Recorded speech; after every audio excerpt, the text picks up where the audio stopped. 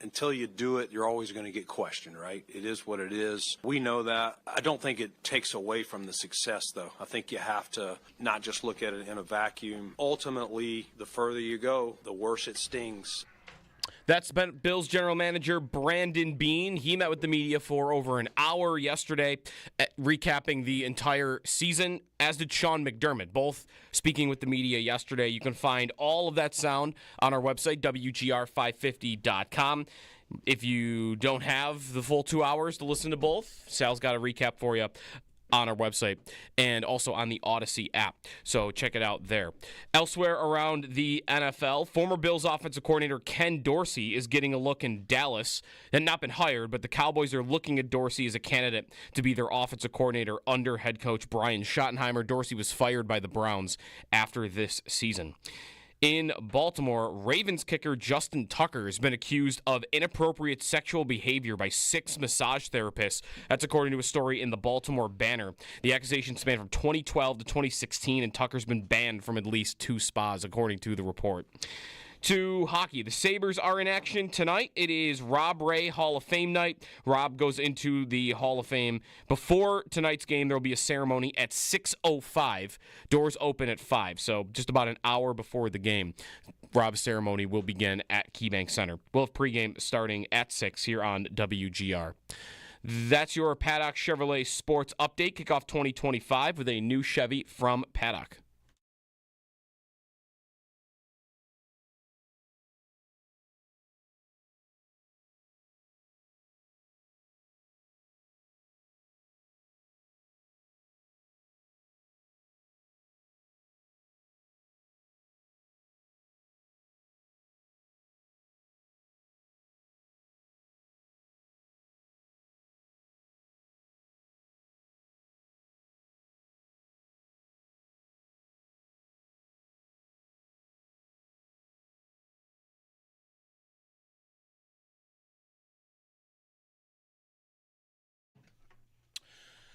Hey, everybody.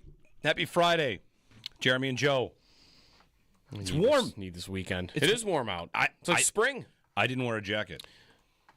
At all? Nope. I wore long sleeves. I wore a lighter jacket than normal. But Did you need I it? still have a jacket. No. It's kind of warm. No, you're right. I didn't really need by it. comparison, it's probably still cold. What is it? It's 35. Yeah, it's warm. Shorts. All right. Hold on. Shorts report? No shorts report, but I'm wearing like the thinnest pants that I own. Okay. Like they are pants, but I mean they might as well be shorts. High of 40 today. All right. Now that's shorts weather. Yeah. Well, listen, Later in the week, it gets to be 46. spring on the way. I mean, don't fall for that. Don't you fall for that. Groundhog Day coming up? It is. And What is that? It's not tomorrow, right? It's is that Monday? Yeah, it's a couple days. February 2nd? Don't fall for spring is on the way. What do you mean? There will be a spring's on the good way? solid 6 to 8 weeks of still penetrating cold misery. I mean, one of these years there won't be though. I don't know. That's how it works, right? Well, who knows? Sometimes you get a more of a mild February. I still am waiting Or March. for someone to explain to me The Mario Williams March. the difference between Mario Williams' March was nice. It was March 12th, and it was beautiful outside. It's like 60 degrees So outside. Groundhog Day, that hog says either it's 6 more weeks of winter or an early spring. Yeah, Punxsutawney Phil. Yeah. And 6 weeks from that day of his is 1, 2, 3, 4, 5, 6. March 16th. Okay. When's the first day of spring? When's the first day of spring? March 21st. March 21st. So both outcomes are before the first day of spring. 6 weeks of winter or early spring. Are we doing our thing, though, where like we consider like October 1st is the first day of fall? So March 1st is the first day of spring no matter what? No, that's April 1st. It's April 1st? April 1st is the first day. You're telling me March is still winter? March is not winter. No, you're right. It's January, February, March. March is not winter. No, you're right. March can't be winter. You're right. Because when I think March, I'm thinking of soupy, high 40s. It's not snowing, but it's like gross. Yeah, you're right. March, April, May. That's spring. Yeah. And then June, July, August is summer. And September, October, November is fall. Yeah, okay. Okay, wait, sorry. So September 1st is maybe when we declare fall open. That's right. Not October 1st. That's correct. That is right. Okay. Anyway, good morning. So it's warm out. It's Rob Ray Day. I was going to – I've got – excuse me. Old I've got fights on the brain? No, what I've got is a million things to say about the Bills. A million things to say about everything we heard yesterday. Well, I mean, they talked for 2 hours, there's a lot to chew on. It's the kind of thing where, let's just say I'm ready to have a family meeting, and I got to wait for everybody to wake up. It's only 6:05. Okay. I don't know when everyone will be ready to have this family meeting, but I'm Dad down in the recliner with the coffee saying, get your sister up, get your brother up, get your cousins up. We need a family meeting about what was said yesterday. Yeah. And there's a slight issue with the way the Bills are framing things that needs to be addressed. Okay. So I might wait 5 minutes. 5 minutes Yes. only, okay. Well, they had a lot of other things to say that aren't maybe as, big picture. I mean, being on Coleman. Being on Kincaid. Being on Kincaid. McDermott on Kincaid. They both sounded the same on Kincaid, which was like, he's got to get bigger. Yep. Because, he's a tight end. And he always was a tight end. I loved hearing McDermott on James Cook. Like, how different he is than when he was a rookie, not even just a player. Like, the dude sounds like a dog now. Like, McDermott's like he's screaming at me on the sidelines, like in that AFC Championship game. I mean, not screaming, but you should hear the way he's yelling at me. I thought that was bad. Oh, right. Sorry. Had to get that in early. No, right. There's a lot to like about what they said about James Cook. Yeah. Cook, if you remember, they worried about him at the start. He was young, maybe didn't quite know how to be a pro, and now he does. Well, even McDermott admitted to, like, he's not the player they thought they were going to get when they drafted him. Like, he even said, like, we drafted him to be a pass-catching running back. Like, he's not really – like, he's made his mark doing the other stuff. Yep. He's not a good pass blocker, so maybe that part has never really developed and ever will, but he's a runner.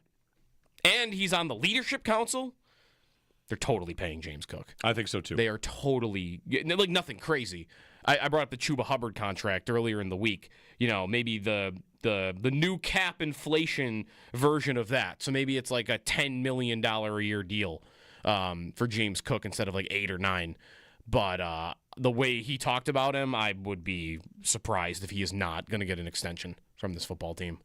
I would as well. Cole Bishop.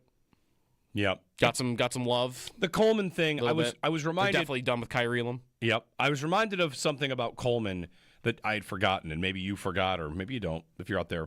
So they basically are talking about Keon Coleman and first off, mentioning any player individually in end-of-season presser and then talking about how you're disappointed. Mm-hmm. I feel like that's rare. Has that ever happened before? Maybe with Bean. He's a little more candid, but there's nobody that jumps to mind. I mean, he probably would have said it about Elam. Okay. But I'm just guessing. To be disappointed in Coleman after the injury and how he came back, I was reminded by a listener yesterday who said, don't forget, he was also benched for a quarter because he was late. Right. Against Jacksonville game. I forgot about that. Yeah.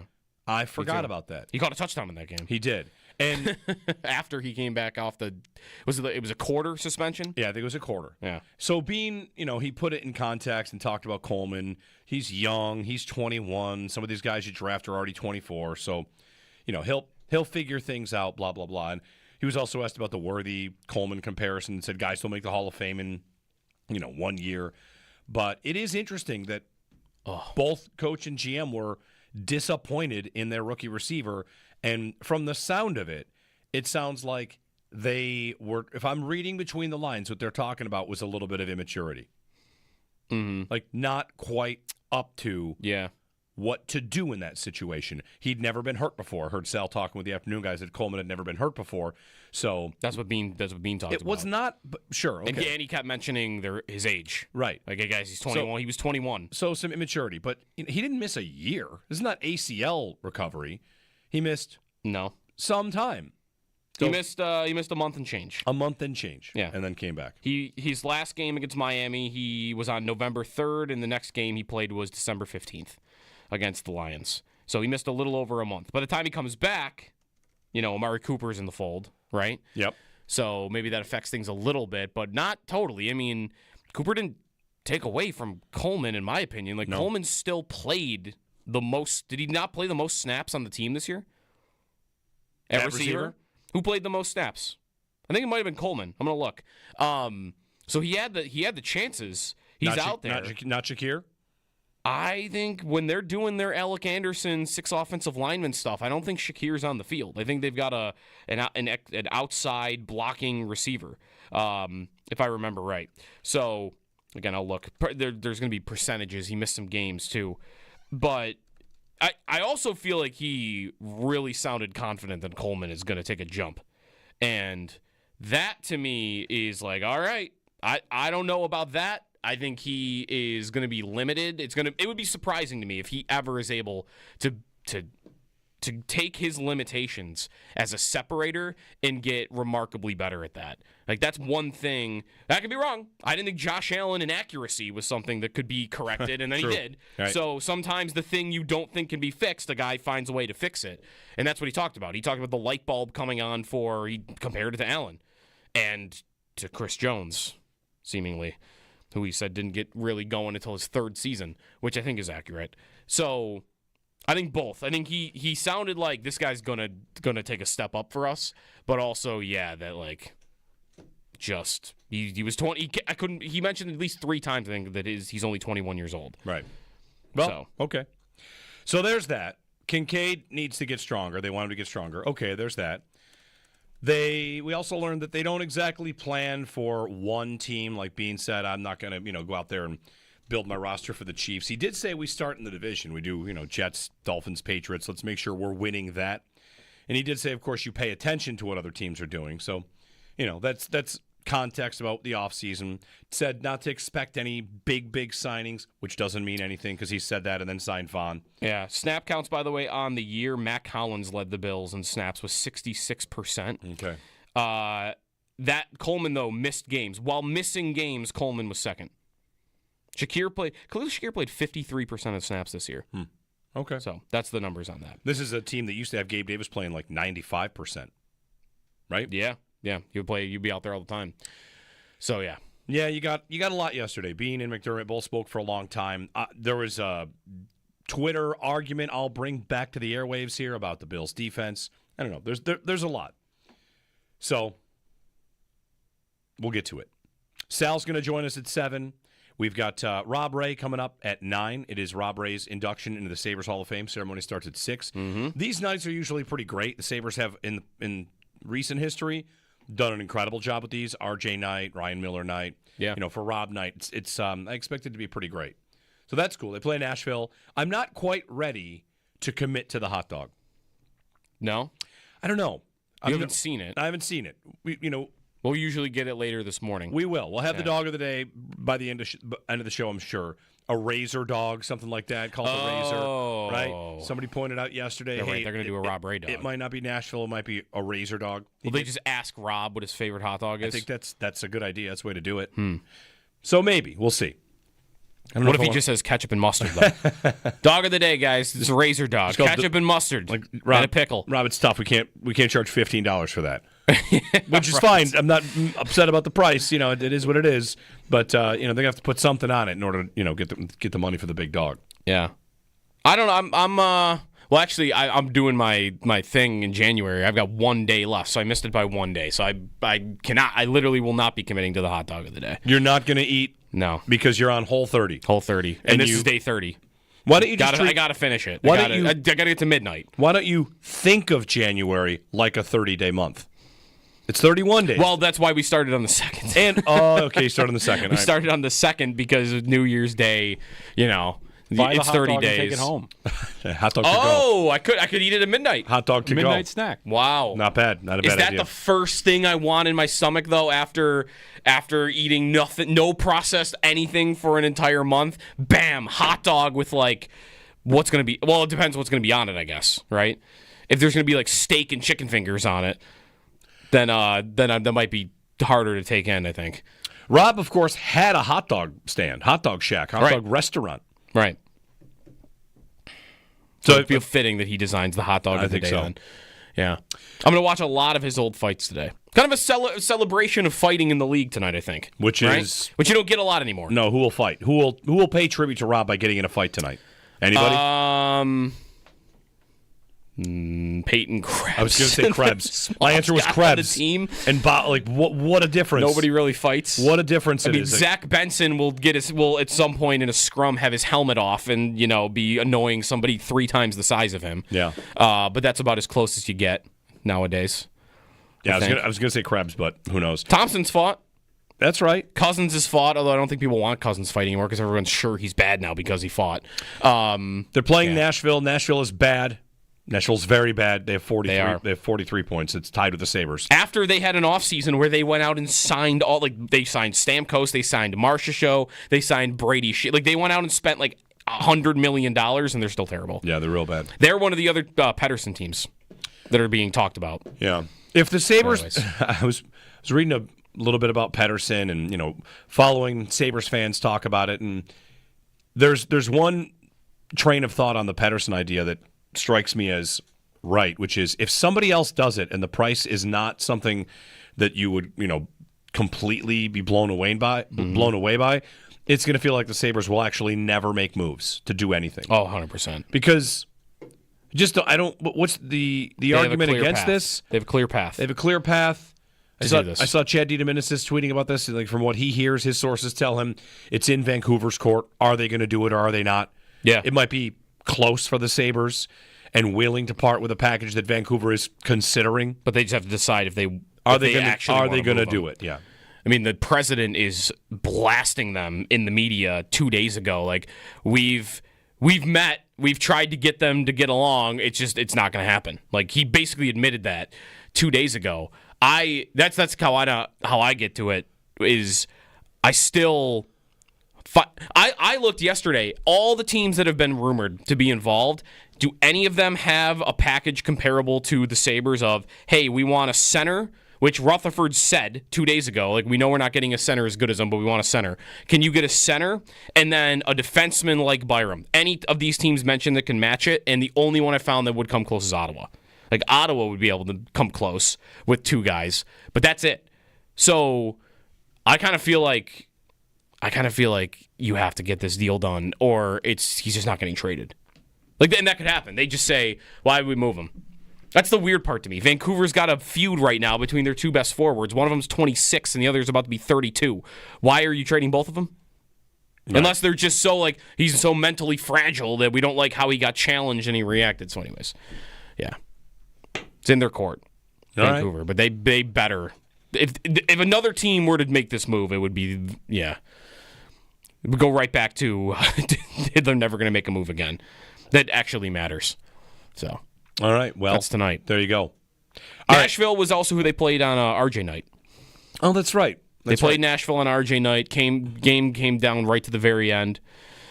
And on these nights, the guys come out on the ice after a win. Yeah. Right? RJ did. They take a picture. Yep. The greatest thing Cody Eakin ever did for this franchise was hold RJ up while he walked out on the ice. And Jeff Skinner put his glove down for, was it Ryan Miller's knee? Right. And then Miller, that was the O-time winner. Miller came out too. Yes. Miller came out on the ice after. I don't know if Rob would do the same thing. Take a picture with the team? If they won tonight, would he come out on the ice, standing ovation, whatever? Yeah, maybe. We'll see. It'll be a fun one. We'll be there. Yeah. I'm excited. Good night. Good Friday good night. Try to just, we are at the point in the season where I can remember shifting to this mindset back in 2008 or 2009, in between 05, 06, those 2 teams, and then the 2 teams that went to the playoffs. There were a couple years in the middle, and they were having a rough time of it. I can remember going to a game on January 1st where they played Boston on New Year's Day. They won 7-6 in a shootout. And I can remember, this is a very stupid thing to remember, but I do remember this. It didn't look like they were going to make the playoffs. And I kind of said to myself, I'm going to go to this game like only this game matters. And I'm not going to get tied up in they're not going to make the playoffs. And that's what you have to do now. I mean, the Sabres are not going to make the playoffs. We know that. So you kind of have to go to these games and say, all right, I'm here to have a good time. Let me see if I can watch the team that wears my colors beat theirs and just... It's like going to a movie, Mm-hmm. You're suspending disbelief. I'm here for 3 hours. Let's see if the good guys win. And that's probably what I'll do tonight. It's probably the plan going forward. And if they get Elias Pettersson in a trade, well, then that becomes something to watch. All right, how does this work? How does this mesh? Should I get excited about next season? Right. Without that, I can't imagine what their biggest move would be. Their biggest move this offseason was what? Ryan McLeod? Yes. Ryan McLeod for... someone whose career high in goals was 12. Right. And other than that, it was Beck Malenstein and Abe Kubel and Sam Lafferty. Yeah, fourth liners. That was their offseason. And it's hard to imagine. They finally parted ways with a prospect to trade for Ryan McLeod. And that was the big move. They were supposed to get a top 6 winger. They didn't. They bought out Jeff Skinner. It was a quiet offseason outside of that one trade. Yep. And it's hard to imagine them ever doing anything big that is a buy, in part because, the products they want to buy, players, can say no to them. No thanks. Mm-hmm. I don't want to go there. And of course, Pettersson can't. So, hopefully they get it done. 803-0550 and 1-888-552-550 to join us on the Bills. They'll start to tease the family meeting here. Okay. Because it actually ties into the Sabres. Okay. Ready? Yeah. Okay. If there's one thing we clip and send on social today, maybe wait until I'm a little more awake because I look like I'm, death warmed over. But the way that people are starting to talk about Josh Allen and the offense, the way that people are starting to talk about how, and McDermott did it, the last 2 years we had the ball with a chance to get it done and didn't score. Mm-hmm. McDermott said it. Bean said it. 10 times out of 10. You give me the ball, the minute 33 left, I'll take 17, blah, blah, blah, blah, blah. The way we are starting to talk about Allen is the way that Sabres fans used to say, Hasek could have made a couple more saves. Mm-hmm. You are dismissing everything else and saying, you know what, though, that great guy, he probably could have been a little greater. Yeah. McDermott, I kind of couldn't believe what he did yesterday. Dalton Kincaid dropped the pass. Dalton Kincaid dropped the pass. What did Allen say? I got to be better for that guy. Mm-hmm. I can do more. Mm-hmm. McDermott was running down the play-by-play of the final drive that didn't score. Mm-hmm. We got a big stop. You did. You held them to a field goal. And then the offense didn't score. And then what happened? Then the Chiefs got 2 more first downs on you. Yeah. And one of those, they didn't face a third down. Right. And in the entire first half, we were waiting for them to face a third down. Josh Allen's watching Dixon Ward try to score goals for Dominic Hasek.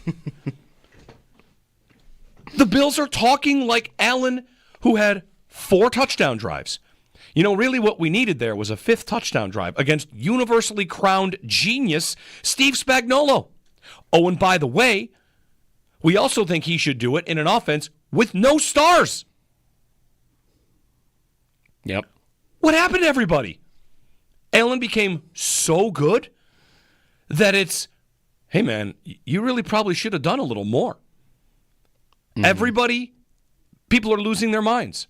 I want them to build a perfect offense. I think that's a great idea. I think the goal on offense should be perfection. When they are not perfect, I do not think the answer is, feel like he should have done a little more. The defense has been horrible in those games every time. Mm-hmm. And it's getting let off the hook because the quarterback has shown the ability to be perfect. Am I wrong?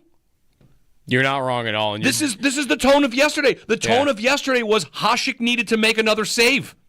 He could have stopped that shot on Kasparaitis, man. What? That's the takeaway? That's where we are? So there's my family meeting on the Bills in a nutshell. It kind of runs parallel with something that I wanted to get to, which it's close to the same. Maybe not fully. Everyone universally, and when I hear Bean say it or McDermott say this, like I guess I get the idea of, hey man, any year I'll take Allen down 3 with the ball with 3 minutes to play. I'll take that every time. And I heard that and immediately thought of the Mahomes stat that's been passed around this week about, I forget what the time on the clock is for it, but that when he needs a game-tying or game-winning drive, he's in these moments. He's 7 for 7. He's 7 for 7, and nobody else is above 50%. Correct. Not even Tom Brady. Brady's 42%. Mm-hmm. And so on one hand, this is more about that specific question. Would I take down 3 against the Chiefs every year with 3 minutes to play, Allen with the ball? Nobody in history except for Mahomes is better than a coin flip in that spot. One guy ever, and they have him, so I don't have him. And you've had the same situation 3 years in a row. How could you possibly say and it's not a criticism of Allen, it's just how the league works. So many things can happen, right? Like, I mean, 3 years ago, he does give you the drives, and you still lost the game because you don't know how much time they're going to have left on the clock to go kick a field goal or to go score their own touchdown. Mm-hmm. Lamar Jackson last week, he put the drive together right down the field. He would have left a minute and a half on the clock. Yep. He might not have won it. I just declare this about myself. If you ask me forevermore in that specific matchup, Bills and Chiefs, hey, would you take blank with the Bills down 3? Never. I'm never taking down 3. I need to be up.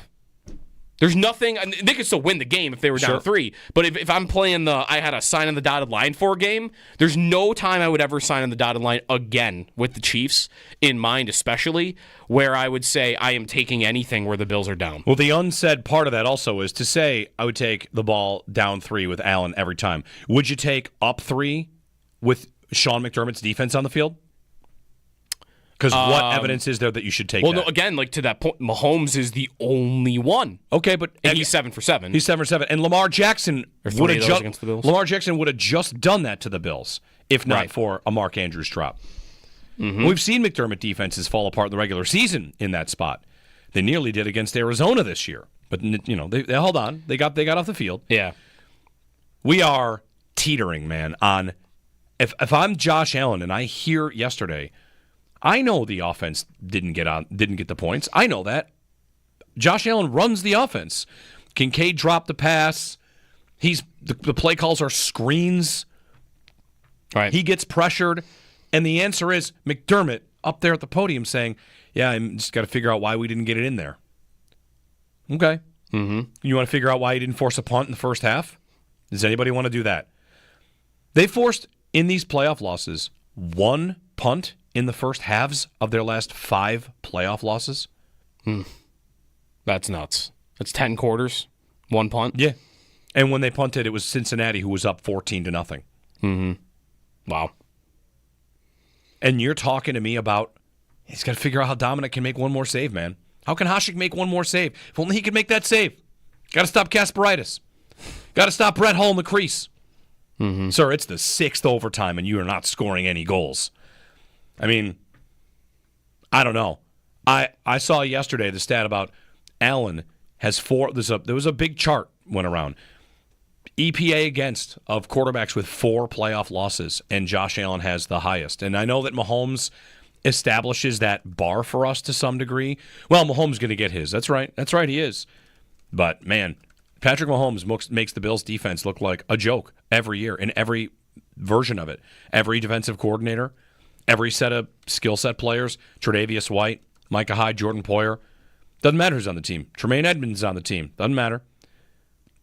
Vaughn, everybody. Every version of it, he beats. And our answer, I get it. I want a perfect offense too. But when the offense isn't perfect, my answer is not. Boy, I wonder how it could have been perfect. So anyway, I got hot about that yesterday. You are asking Dominic Hasek to make another save. That's where we live on Josh Allen right now. 803-0550 to join us if you have a thought on this. Maybe I'm wrong. Tell me I'm wrong. Tell me I'm right if you want. It's a Friday. We're going to have a good time. We're not going to be mad all day. But I was just kind of surprised at the tone of yesterday.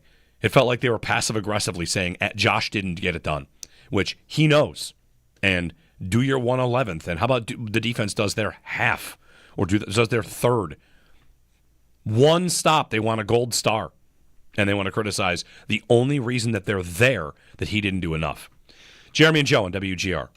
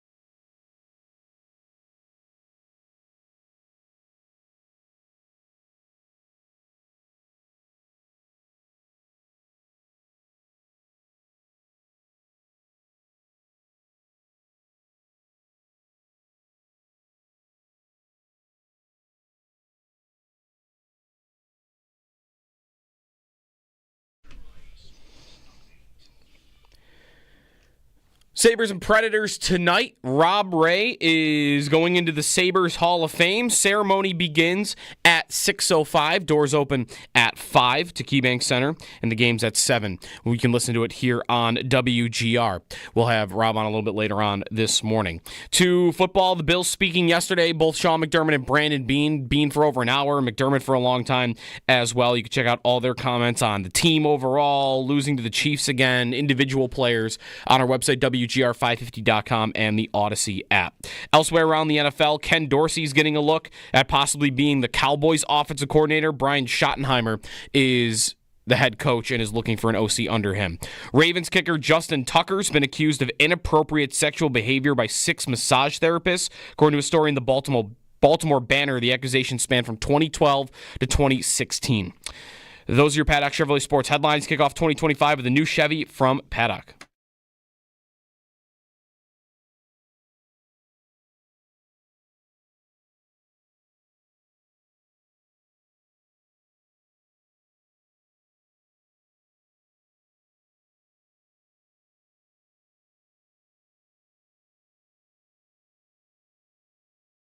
I mean, the AFC is loaded with, really good quarterbacks, really good coaches. And so the short answer is they are hard to find, like Brandon said. You do need difference makers. And again, in my experience, you need 2 to 3 on each side of the ball that are difference makers like that. I'm not suggesting we have them, don't have them. I'm just saying that if you're just saying, hey, what gets a team to the Super Bowl, philosophically for me, that's look at it, you study it, you've got about 2 to 3 at least on each side of the ball that are top 1 to 3, 1 to 5 at their position.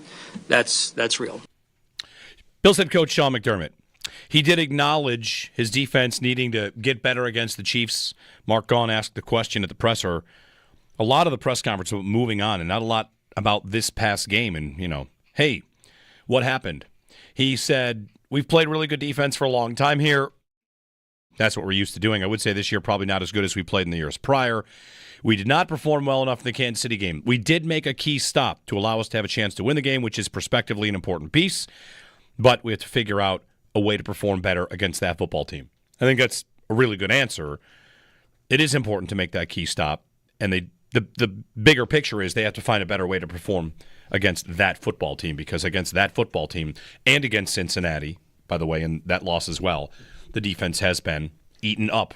And Baltimore was down the field and would have tied the game on them, too, in a big spot. They were up double digits to Baltimore. And in the process of losing control of that, why? Well, in part because the offense got conservative and didn't convert. Anyway, It's Jeremy and Joe. Happy Friday, 803-0550. For my taste, we're getting a little heavy on Allen and not enough on how bad the defense really has been against the Chiefs and in these big moments, and how the coaching mismatch has been a blowout. So that's just me. I'm rarely here. You know me. I want the Bills to have a perfect offense. I'm on the wide receiver train. I got McDermott there saying we need a difference maker. He also, I don't know that this is ever intentional, he referenced everybody eats, and he said everybody eats or whatever. He kind of said like the way that I would dismiss it. I would say that both guys were teed up to say, why would we change anything? Why would we keep going? And they definitely talked up what they did this year, but neither sounded like they would be opposed to, if not even wanting. It's like they both kind of carried the attitude, which they, of course, should have. Well, I don't want to say here that I don't want a great player. I don't want to make it sound like if Keon Coleman became A.J. Brown, it'd be awesome. It would be I'm not going to tell you it's going to be a bad thing. And even Beane said, I'm gonna look for good players. I'm not going to stop looking for good players. They did both mention about unselfishness and whatever. They added that in, but neither said anything about this team is never going to be looking for a number 1 wide receiver again. No, and it's not lost on me that 3 of the names that came up, one was Keon Coleman, and a little bit about immaturity and not coming back from the injury the right way, and he'll learn. Yep. 2 was Dalton Kincaid, not in. Beane said get strength. McDermott said it in more of a football way. Play strength. Play strength. He's got to be better. When Beane talked about Kincaid, it sounded like he was talking about to be able to withstand injury and get beat up a lot. Yeah. And McDermott said play strength. And does that mean he's not getting blown off the ball when they're asking him to block? Because that does happen. And just durability throughout the season. He got banged up. McDermott, even on with Chopin Bulldog yesterday after his press conference, talked about Kincaid, mentioned how we kind of wanted him to put on more last year. We might have to figure out a different way to do that this offseason. How he talked about everyone gets a pamphlet at the end of the season. This is kind of what we want you to work on during the summer. And he basically said, definitively, we want Kincaid to get bigger. And that's because of durability. It's because of play strength. And probably because he's going to be he's a tight end. Right. Right? Him being lined up out wide all the time, dude, that's not going to be – you're going to have to play tight end in the NFL, and that means you're going to have to block. So you better be at least built a little bit. And then on Cooper, they talked about Cooper, about his production not really being there, and Bean said, wasn't with the team the whole year. But, the production wasn't there. And therein lies a little bit of the fallout of everybody eats is that – you don't have anybody you can point to and say that person had a great year outside of Mac Hollins, who led the team in snaps, as you point out. You could probably say it about Shakir, right? Had a good year. Yeah. A really good year. A really good year. We have 800 yards. Yeah. I mean, he's at the peak of Shakir, and we'll get some calls right away. I'm sorry to make you guys wait a little bit. At the peak of Shakir, there are Amon-Ra St. Brown comparisons, and, he's bouncing off guys and playing tough. And Amon-Ra St. Brown makes $30 million a year. Yeah. And Khalil Shakir is not going to be asking for that this offseason. Jared in East Aurora. Hey, Jared. Good morning. Good morning, guys. How we doing? Good. Jeremy, you got me fired up on the way to work. I wanted to honk my horn because I agree with you so emphatically with the pressers by Bean and McDermott. And I know a lot of Bills fans wanted McDermott gone after the 13 seconds. I was actually one of them. But I think the biggest thing that frustrates Bills fans is McDermott will sit there and preach accountability, and then to basically just brush it off your defense played great. No, it didn't. The Chiefs didn't score 24 points all year, and you made them completely one-dimensional, and they did whatever they wanted to you, and you force a field goal at the end of the game, and you think you're the 85 Bears. I don't get it. It blows my mind. So I agree with you, Jeremy. I was actually pretty frustrated yesterday, too, with how the pressers went. I actually got into a screaming match with my buddy at work before those press conferences because he was taking that stance. Well, Allen's got to be better. The dude throws a 40-yard dot off his back foot, hits Kincaid in the elbows, and you want to say it's Allen's fault? Get out of here. That's ridiculous. Yeah. Yeah, Jared, thank you. The thing that really set me on this yesterday was data posted, and again, fancy stats aren't always the easiest thing to chew on. It's not as good as does he have it to win, right? Is Josh ever going to win the big one? That's for the debate shows and all that. But it was tweeted out by Football Insights, which is a Twitter account, and it was EPA per play for quarterbacks and their own defenses if you've lost 4 playoff games. So Mahomes actually can't even be on this chart because he hasn't lost 4 playoff games. Right. But this is not in the last year, 2 years, 3 years. This is not a one game. Joe, this is since 2000. Mm-hmm. So in the last 25 years, the quarterback with the highest EPA per play is Josh Allen. Mm-hmm. He is the best quarterback in the last 25 years in playoff losses. And he has the worst defense in 25 years in 4 losses. Quarterbacks around him, like Phillip Rivers, has a very high EPA per play and lost 4 games, but his defense was actually kind of good. You see Brady on here. Brady lost 4 games. His defense was never this bad. Mm-hmm. It's like some miracle. Listen, it's Mahomes. I know. It lines up. It's Mahomes. Mahomes is the freak show. Mahomes is amazing. Reed and Mahomes are an all-time tandem. So that is context, and I get that. I need that context. But we got to be careful because it's kind of like what Bulldog said, this idea that the Chiefs are inevitable. Oh, well, there's really no way to ever consider stopping them. Man, whether it's the Houston game, holding them to 212 yards, or if it's last year's AFC Championship game when Baltimore shuts them out in the second half, or it's the AFC Championship game with Cincinnati where the Bengals shut them out in the second half, I am seeing small examples of other teams doing the job. And the Bills' best example of that is like we held them to a field goal on a key drive. All right.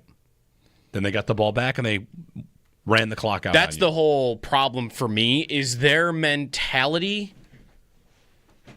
seems to be that Allen, with being down 3 with a few minutes to go, is a win defensively. That you've done your job defensively. Yeah, which I'm not saying you don't still have a chance to win, but what's the standard? The standard should be you're up, and that goes to the defense specifically. That sounds to me like, well, I gave you a shot, right? Which is all you're, and that's all asking you for. need. All you need is a shot. When no quarterback ever, that stat, by the way, is under a minute to go. So I guess it's a little less time than what Allen would have had. Allen a little over 3 minutes. But with under a minute to go, one quarterback ever is better than a coin flip when he's down 3. 803-0550. Mahomes is enough to drive you nuts. He's driving me nuts. I'm sure he's driving Sean McDermott nuts as well. In my head. Yeah, I know. We'll get more calls in. Sal coming up 7 o'clock. It's Rob Ray's Sabres Hall of Fame induction. We'll get some phone calls in as we go. Thanks for chiming in. Thanks for popping on and holding with us. Jeremy and Joe on WGR.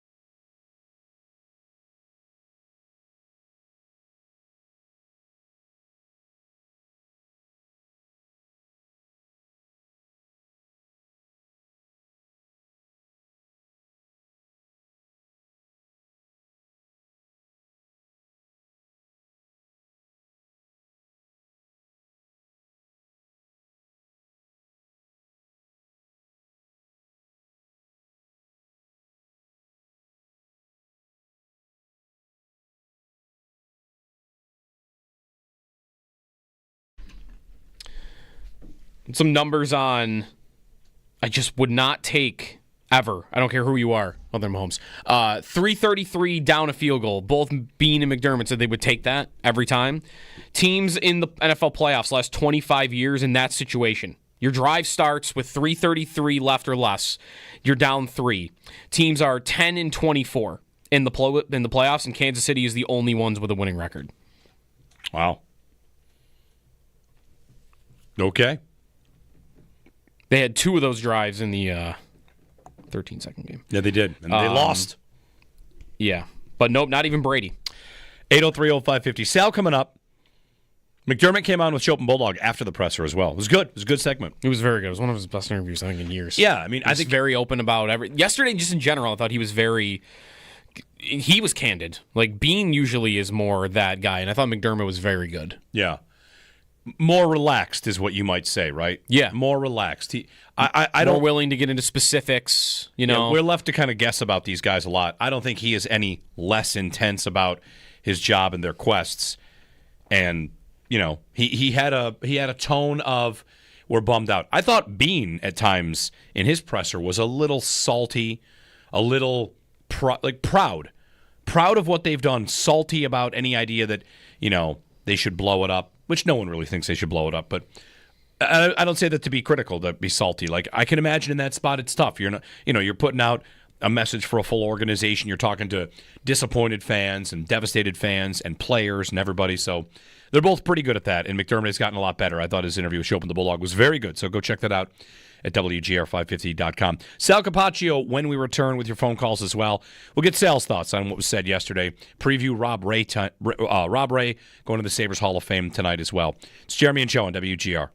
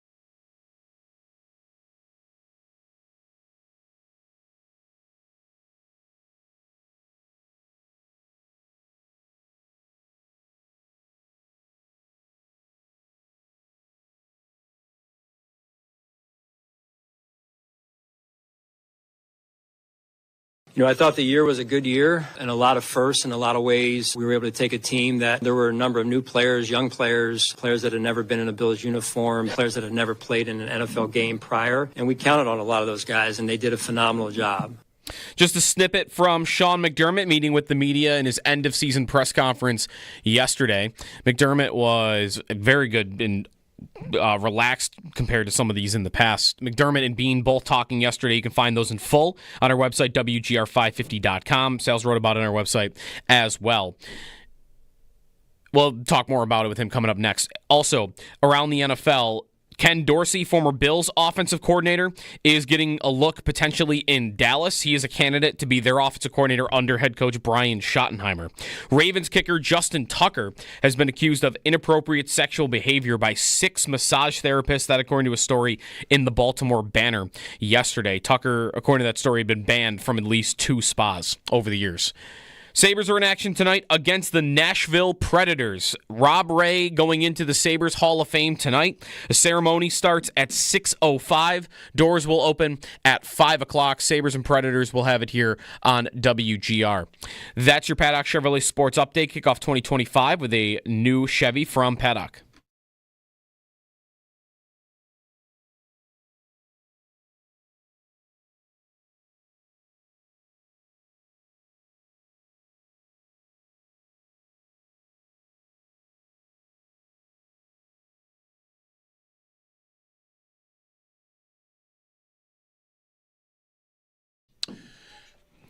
Wrapping up the end-of-season pressers from Brandon Beane and Sean McDermott. Both went for a long time. McDermott, of course, then came on WGR with the afternoon show, and we got a lot to talk about. Sal joins us on the Wester Hotline. And then what, Sal? Are you just like McDermott and Beane? Beach house, getting away for a while? What's the plan? I think he's coming to the Sabre game with us tonight. I know that. We'll see you tonight. But after that, I mean, I kind of wish. I think I'm doing an extra point show next week, and then I am actually going on vacation the week after that. Yes. All right. We will be on a cruise, and then actually then it's combine, and then it's owners meetings. There's a lot going on, of course. The off season, you guys know this. The NFL calendar never stops. There's always something going on. Yep. Yeah. Indianapolis. Yeah, the offseason, it gets compressed. For the NFL. It gets shorter. The combine is when? A month from yesterday, I think, right? Okay. Right, Sal?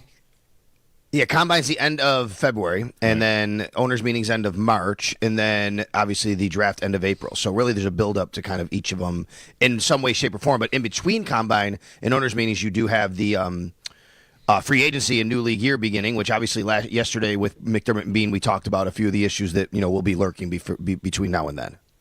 803-0550 if you want to jump in with Sal. All right, Sal, so yesterday was, I liked it. I mean, it was good. There was a lot of good information, a lot of good stuff to come out of it. And I think let's start with Brandon Beane first, because he has to strike a tone of both, hey, we're proud of what we've accomplished, but it's not enough. And, that might be tough to do like in a single sentence, but over the course of the entire presser, he pointed to reasons for optimism and why people would be happy and why they thought it was a good year, but also the ultimate goal is getting to the very top, and that's hard to do. So, I'm curious your thoughts on the tone, how Beane struck the tone of exactly that. Yeah, so there's always the big picture and the small picture when you have these things. And obviously there's certain specific players and situations and details about the offseason that they addressed. But I thought for the big picture for Brandon Beane, first of all, he spoke for an hour and 15 minutes. I mean, I think we're fortunate here in Buffalo as a media and fan base to have a GM that's going to stand up there and sit up there for an hour and 15 minutes at an end of season press conference. I don't think that's normal around the league. So I think that's good. Everybody who had a question, we were even told, guys, even before, hey, he'll be here as long as you guys need. You don't need to rush your questions or shout over each other, nothing like that, which is nice to know that whatever you want to find out, you can find out. And I think that the tone was exactly what you said. I actually thought, if you're a Bills fan listening, it was almost therapeutic, to be honest with you guys. That was the word that I thought about, which is you're going through this really rough time. It's a gut punch. Everybody's really hurting over what happened. But you get Brandon Beane going up there and saying, look, we're still swinging. We're not. Those were literally his exact words. We're going to keep kicking that door until we get it down. There was nothing at all of a hint of we're going to have another transition, if you want to use that word, or there's a rebuild, a reset. I mean, literally the opposite, right? Hey, we have Josh Allen. And as long as Josh Allen is the quarterback of this team, he essentially said, we will do everything we can to try and get to the Super Bowl. And I just think that's a great tone to strike because it's the right tone to strike, to be honest with you. Right. From Bean's perspective, Sal, the comment about keep kicking the door until you finally knock it down, that's not even to mean, like he did say, like eventually, you hope to do it. It doesn't mean they have to ever kick the door down, but right, the alternative is what? I think he even used the phrase blow it up, and I don't think anybody's going that far. No. Maybe somebody is. I don't know. I haven't heard anybody. No, of course. No, exactly. And again, to me, it's even striking. It's even much different than last year, guys. Like last year, we kind of knew he might not have come up there last year, a year ago in the press conference and said, hey, we got to make changes and, we're going to get rid of Jordan Poyer and Micah Hyde and Tre'Davious White. But you know what he did say last year? We have to get younger at some positions and there's going to be change. Like you kind of knew last year this was not it. This was a totally different deal, which is, hey, we really like what we have.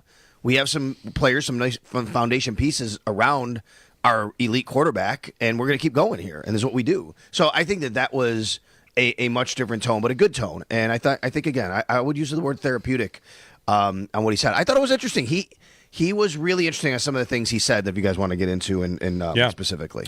Yeah, let's start with, I think, what's the biggest headline grabber, which is the Keon Coleman conversation about how me too. He was disappointed in how Coleman came back after the injury. Yeah, that's exactly right. And he said he just didn't see the same player. And he used the word disappointed. That's really striking to me. Like, how often do you hear a general manager, especially Brandon Beane, use that language? Now, I will also say, he did also say, hey, he's a young player, and I want to give him some grace. Like, he's, 21 years old. He goes through this injury. He comes back. We have to remember he's a rookie. I'm talking now, not what he's saying, but I will say you have to remember he's a rookie. A lot of times you hear about the rookie wall people hit. You have this injury, and he's probably not had these injuries throughout his life that he's had to overcome and deal with. And then you come back, and it's late in the season, and there's probably a lot there. There's mentally and physically there's a lot there. But certainly they felt that that he could have been better when he came back from injury. He said the physicality wasn't there, and that's got to be a mindset. And he said that they talked about it, like they addressed it during his exit meeting, which I'm sure that was very interesting. And I'd like to be a fly on the wall to hear how that conversation went with Keon Coleman. But I do think that was really interesting. Where do you think their confidence lies with him, Sal? Because Bean also mentioned the comment about, you never know when the light bulb's going to come on. Compared that to Allen and also to Chris Jones in Kansas City. And I might even want to tie that in, or maybe you don't think this should happen with McDermott talking a couple of times yesterday about vertically wanting to attack defenses and being a little bit better in that department. And I don't think Coleman is the speed demon maybe that most people thought of when he made that comment. But Coleman physically down the field was something that was starting to work in the middle portion of the year, and it really didn't exist much, specifically once he came back from that injury. Yeah, I think they probably want a little bit more of that, Joe. For me, it's more of the first part of what you said, which is he's young. It's his first year. Like, it doesn't happen for everybody right away, but they liked what they saw, and then suddenly it just wasn't there anymore after the injury, right? And I think that played a big role in it. I think the other part of it about Sean did say you have to spread the field horizontally and vertically, and then he went on with Shope and the Bulldog, and Mike, asked him a little bit more about that, and he definitely kind of gave credence to they want to have more of a ability to stretch the field vertically. I think that's a different conversation. I don't think we're expecting Keon Coleman to be that guy. You know what I mean? I think that's more of adding to this roster when it comes down to it. Before we move off of Bean, he got asked about Jones and like having a game wrecker on defense, Sal. And I wonder, like last year, if he had got a question like that, he might have very quickly gone to knowing what was ahead. Like, I don't know that we're going to have the room to bring in some whale. I think maybe even said something along those lines a year ago. And he still, I think, kind of led you to, the Joneses of the world don't become available a lot. But didn't he also sound to you like if there was one available that he feels like he could be in that ballgame? Yeah, it's tough. So what he did say was, once again, they're not going to be big spenders in free agency. Now, I'll remind everybody, he said that and they signed Von Miller to $120 million a few years ago. Okay? Right. So if there's a guy out there, that's what it is, Joe. It's like, hey, we really don't have that kind of money, but man, if a guy like that becomes available, I'll make it work, right? I think that's more of the tone and I think any GM has to operate that way, to be honest. Like, you can't just have complete blinders on unless you're in a complete certain mode of how you're building the organization at a certain build. But where they are, like, they're trying to kick that door down. And if that's the one difference maker, and yes, he recognized they would love to have a difference maker on defense, a game wrecker. But he said they're hard to find. People aren't just giving them to you. And that's right. Like, we see it every day. You guys are going to talk about it. We're going to talk about it. Go out and trade for Max Crosby. Go out and trade for Myles Garrett. Even if you make a really good offer, those teams don't have to trade with you. Like, you don't, like, the Browns don't have to trade Myles Garrett. In fact, yesterday or 2 days ago, I saw Andrew Berry said they're not trading Myles Garrett. Now, who knows? So, yes, those guys just don't, grow on trees. They don't just fall into your lap. Teams aren't just going to hand them to you. But there was a recognition that, hey, like, we would love to have a player like that. And I'm sure every team would, but certainly I think the way the season ended once again, especially up front, I think there's a little bit more of that in this case. Yeah, I was tweeting about that yesterday, Sal. Like, I think what might be in order is the Diggs trade on defense. Like, find the player that you can identify to come in and be a starter at a position that matters, to help bolster pretty much everyone around him. So I don't know if that's Max Crosby or if it's a name we don't know yet. It could be a lot of different things. So it'll be interesting to see how Bean plays this. Of course, the salary cap, we don't know where that's going to be. That'll go up. It always does. And that'll give the Bills some more room. But, on their own roster, Sal, signing guys back, it's going to be about extensions. And, I don't know if he anticipates or you or anybody else anticipates difficulty in getting extensions done, because there are a number of candidates they could go after here in the extension game. Cook, Shakir, right? Benford. There's some big names on the list. There are. I'll talk about a few things here that are all tying into this. So, first of all, he said, which was interesting, they're in a better spot. I asked him, are you in a better spot now than you were a year ago? Like, salary cap wise, where you are roster wise, in that kind of thing. He said yes. He said, however, they don't have as many kind of levers to pull this year, if that makes sense, right? Like, those levers got pulled last year to help this year. So they did, and I was told this last year, guys. They made a lot of the moves they made last year. We're talking about Poyer, Tre'Davious White, Mitch Morse, those guys. Like, Hyde was, a free agent anyway. But the guys that they kind of moved off of, especially White, June 1st, things like that, those moves were made with this offseason in mind because they didn't have those levers to pull this offseason. They kind of had to get in front of it. Well, here we are. However, this year, there might be a couple. Sure, you could release Von Miller, right? And you could save some money. You could restructure Josh Allen. But there were more of those things to do last year than this year. And given where the roster is, that's how they have to kind of operate, because they also have a younger team, more guys on rookie deals. Those are tough to do. But you can extend some guys, there's no doubt. Now you have guys going into their fourth year. After your third year in the league, you can start doing extensions. You have Khalil Shakir, you have Terrell Bernard, you have Christian Benford, you have James Cook. That's a pretty good group there. You also have Greg Rousseau, who's scheduled to make $13.3 million next year on his fifth-year option. You could extend him and really lower that cap number. There's a lot of things they have to do. After listening to Sean McDermott talk, especially, but even Bean, but especially McDermott, I mean, the way he talked about James Cook was almost like James Cook is a demon out of this world. Right? Like, this guy, he's talking about how, I can't believe, like, he's like, how laser focused he was at this level that you just don't see. Which, and Sal, this is the kind of guy they love. Go ahead. Can I jump in? Doesn't that sound like like Cook has come a long way from when they drafted him? Yes, 100%. And it's so funny you say that, because I'm thinking about him, and then I'm thinking about the Keon Coleman discussion. That's why I think you gotta, if you're the Bills, you've seen this before, and it's right. Like, 1 year does not define a player's career, and it's never have in Buffalo. I've always said year 2 to 3 has been the biggest jump in most players' careers here in Buffalo under this group, right? Year 2 to 3, Taron Johnson, Terrell Bernard, take your pick. Like, year 2 to 3, Christian Benford, that's your biggest jump. That's how they develop. Well, that's what you're seeing from James Cook from last year to this year, last couple of years to this year. And I think that's why you can't take the Keon Coleman and go, oh my God, like Keon Coleman 1 year, and what are we doing here? Like, they're gonna develop them. That's what's gonna happen here. So that was one guy. Another guy who I will say has no. If you would have told me the guy coming out of this press conference, and I'd be telling you how much they really love Dawson Knox. Like, I'd be surprised. But you know what I mean? Like, that, I know they love him. What I'm saying is, though, like, that was really made clear. And because it was a Dalton Kincaid conversation, too, which we can talk about in a second. I thought that was very interesting about Dalton Kincaid. But Dawson Knox is this guy that you want to talk about pulling levers. You could go and look at his contract and say, okay, and fans do this, right? Okay, Dawson Knox is getting paid too much as number 2 tight end. They should move on from him. And what will they do in the offseason? Okay, about a month ago, if you said that to me, I'd go, yeah, they could do that. I don't know if they will. I doubt it. But, I could see it. After yesterday, there's no way. Yep. Like, this guy is a core player they love. Brandon Beane said you have to have guys like him in your locker room to win a championship. Like, Sean McDermott talked about all of the things we do not see that he does for this team.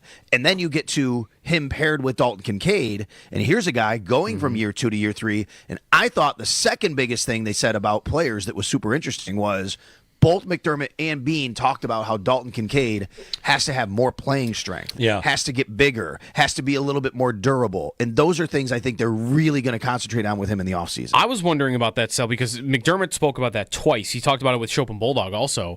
Kincaid, like the offseason program and like how they might want him to approach it differently. Not even like work harder, because he made it clear like he was like one of their workout guys last year, but just maybe doing it differently to get more muscle mass.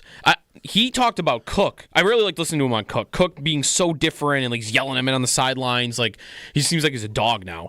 And how Cook is not really now what they thought he was going to turn into when they drafted him. That they drafted him to be this pass-catching running back, and now he's developed in all these other ways. He's not really what maybe they thought they were getting.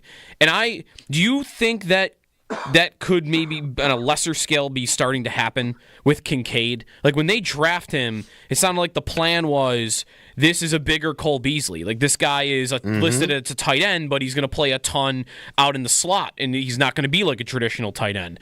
And last year, it was about 50-50. Like, he played half in the slot, half in line. And I wonder if they're saying to him, like, you're still playing in the slot a lot, but these 200 or so snaps that you're playing as a traditional tight end, like, to make it through a season or to be more effective, like, you gotta be bigger and stronger. Yeah, that's right. And when they drafted Dalton Kincaid in the first round, this is really funny. I don't know. You tell me, you guys, where you land on this. I had a good debate in the media room with some of my colleagues. I said last year Dalton Kincaid had like a historic rookie season. I got pushed back on that, and I'm like, dude, he had the 5th most catches, 4th at the time for any rookie ever in the history of this league at the position. I think that's a historic season. Like, I mean, the only 2 guys who were ahead of him were like Keith Jackson and Jeremy Shockey, right? And then Sam Laporta and him came along in the same year. Like, that's a historic rookie season. But what we didn't see was this game-changing impact, so you don't think of it like that. But he had over 70 catches. Like, you just don't get that from a tight end his rookie year. Now, that said, this was a debate we had. I said, but I agree, though, that he clearly wasn't the same player. My issue has been with Dalton Kincaid, not as much the player. That stuff is right, what Sean said. It's they drafted him in the first round partly because they wanted to lean a lot into 12 personnel with Ken Dorsey. Ken Dorsey leaves. They have a different kind of philosophy on offense, which is fine. That happens. But if you value Dalton Kincaid as a first-round pick that could be this matchup nightmare, then you got to get him in those positions to be that matchup nightmare. And we didn't see that this year because they went with the everybody eats mentality. To me, if you're going to do everybody eats, that doesn't fit with trying to put first round pick he just can't have a regular seat at the table for everybody eats, right? Yeah. But I understand the philosophy. That, to me, that's very much a balance that you have to be. Oh, we're losing Sal. Right, that you got me, guys. Yeah, we got you back. There you go. I said that's to me that's a balance. Like your first round pick, everybody eats. He's this matchup nightmare, so it's going to be really interesting. But I do think they'll have him work and have a plan for him in the offseason. I got a couple notes here. I'll just say, speaking of that plan for the offseason, I asked both guys about Matt Milano because I'm interested in. I want to get their insight when they're sitting up there. Is there any way? Are they thinking about it? Are they going to move on from Matt Milano, his contract, his age? Because you could do that more like you could Von Miller with the same kind of, dead cap, especially after June 1st. Now, I haven't thought that they would move on from Matt Milano. I've said, hey, this guy came back from not playing for 14 months, and he immediately became the starter. You're going to tell me when he's healthy he's not the starter anymore? Like, I just don't see they're going to move on from him. And I don't think they will after yesterday. But, they did talk about how They need to armor him up and make sure. One thing that was said was by Brandon Beane and Sean McDermott, not having to rehab this entire offseason is going to be great for Matt because he was coming off the broken leg. But they did recognize that he is getting a little older, and sometimes with those players, obviously you have to think about different injuries that have happened, recurrence of injuries. So just want to see where that goes. I don't think they'll move on from him. His contract is still tough. Like, you'd have to make it a post-June 1. Otherwise, there's no savings at all. And in order to do that, I don't know if you can, because to me, that's what you're doing with Von Miller. Beane did not commit to Von Miller being back. He didn't commit to moving on from him, but he did recognize that how great he's been for this team. And Von Miller wants to be here. Von Miller said he wants to be here. Miller opened the door to a possible restructure. I don't know what happens. To me, it's less likely Von Miller's on 2025 roster than it is likely. Yeah, I think restructure is a good idea, but it's going to depend on what their other options are at the position. Like if they go, sign Khalil Mack, then maybe they don't do it. But if he can be serviceable and the restructure can push some money, I think it would make sense. Before we run out of time, Sal, onto McDermott, because we've spent a lot of time on being Sean McDermott's message and what Sean McDermott had to say. We opened the show today. One thing I noted was I'm uncomfortable or whatever. I feel like the offense could have gotten it done was a little bit strong from both Beane and McDermott for a defense that, again, had no answers. And I know that they have to find a way to better defend the Kansas City Chiefs, which is a tall task. But that said, McDermott's going play-by-play through how the game ultimately ended. And to me, it laid a lot at the feet of Josh Allen and the offense. Yeah, because he went play-by-play on the final drive, so I could see where you'd say that, and I understand. And we got more of that about the offense. I don't know if it was blame necessarily. I don't think so. I think it was more of how close they are. He was using, you know what it was? He was using examples. Sean is very big into the little details. And honestly, if you listen to him go through the play-by-play, he's right. Yeah. Like about the things he said. Hey, look at this little detail of what we missed. The ball that was batted down. And if it gets to Curtis Samuel, all of a sudden, that's a big gain. Look at, Karlaftis, he gives him a lot of credit, makes this great play to backtrack and make that tackle on third down. Like, that's just a great play. And there's these little details that go into every little, like, any play could be the play that wins you or lose you a game and ultimately the Super Bowl and a championship, right? And to me, that was the message from Sean McDermott about how all these little details have to matter every single time. And, look, I get it from social media. We're going to keep doing the same thing, the definition of insanity. Well, I mean, there's 14 other teams sitting at home watching you because you've done all the better things all year. So that he feels, and he said, we don't do every little thing right, but what we do is good and right, and what we're going to do is keep doing what we're doing because we're right there. But it's about those little details that wind up happening. And at the very end, I asked, what was your parting message to your team overall, your overarching message? And he said when he met with the team, I guess it would be Monday, about how that this doesn't define them in life, right? And he wants to give them that parting message about who they are as people and character and all those kinds of things that I would think any coach that is invested in relationships and their players would want to tell you. It's the things you hear from your high school coaches, hopefully, and in how you conduct yourself and be a professional at this level, all those kinds of things. And those are the parting words he left. Also, just very noteworthy, we have to say, Sean McDermott said Matthew Smiley's coming back. Mm-hmm. He was asked specifically, is Matthew Smiley going to be back? He said yes. Bit of a surprise. I think some people were surprised.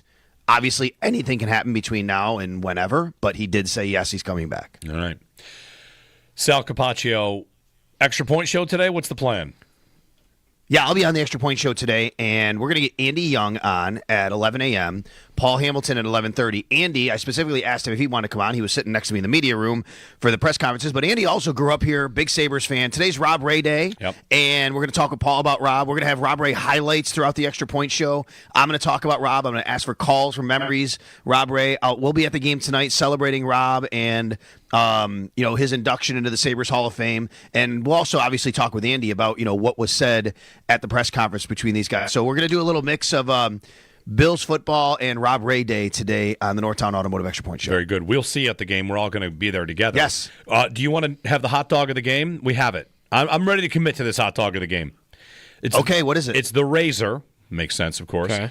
Foot-long hot dog topped with barbecue pulled pork and Nashville hot slaw.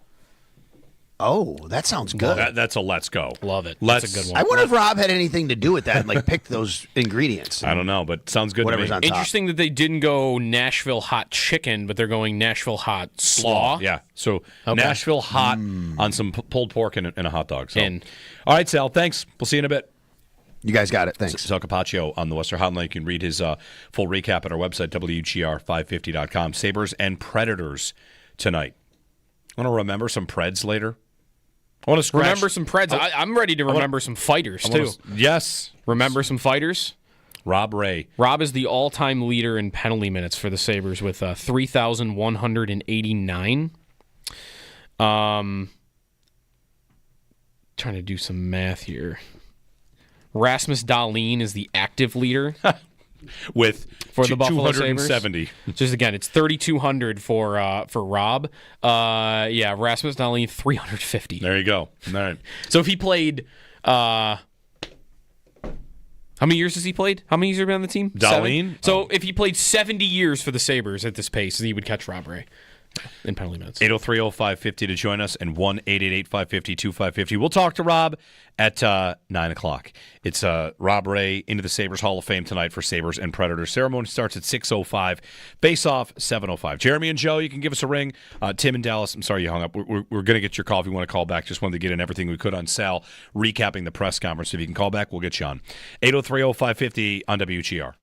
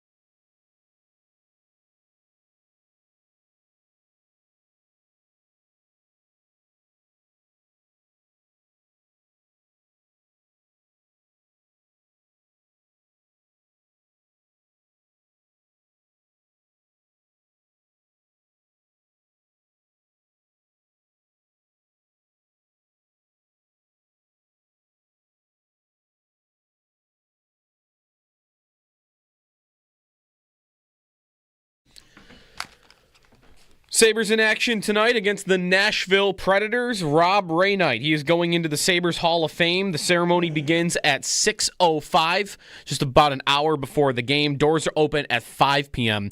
for those that are interested in getting there a little bit early.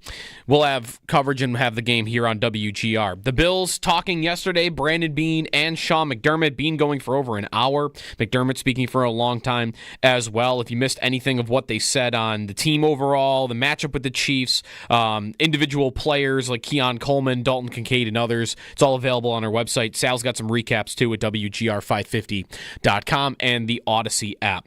Elsewhere around the NFL, Ravens kicker Justin Tucker is in hot water. He's been accused of inappropriate sexual behavior by 6 massage therapists, according to a story in the Baltimore Banner yesterday. The accusations span from 2012 to 2016, and Tucker's been banned from at least 2 spas. He sent out a statement denying the allegations. Also in Dallas, the Cowboys are looking at Ken Dorsey at potentially becoming their next offensive coordinator under new head coach Brian Schottenheimer. Those are your Paddock Chevrolet sports headlines. Kick off 2025 with a new Chevy from Paddock.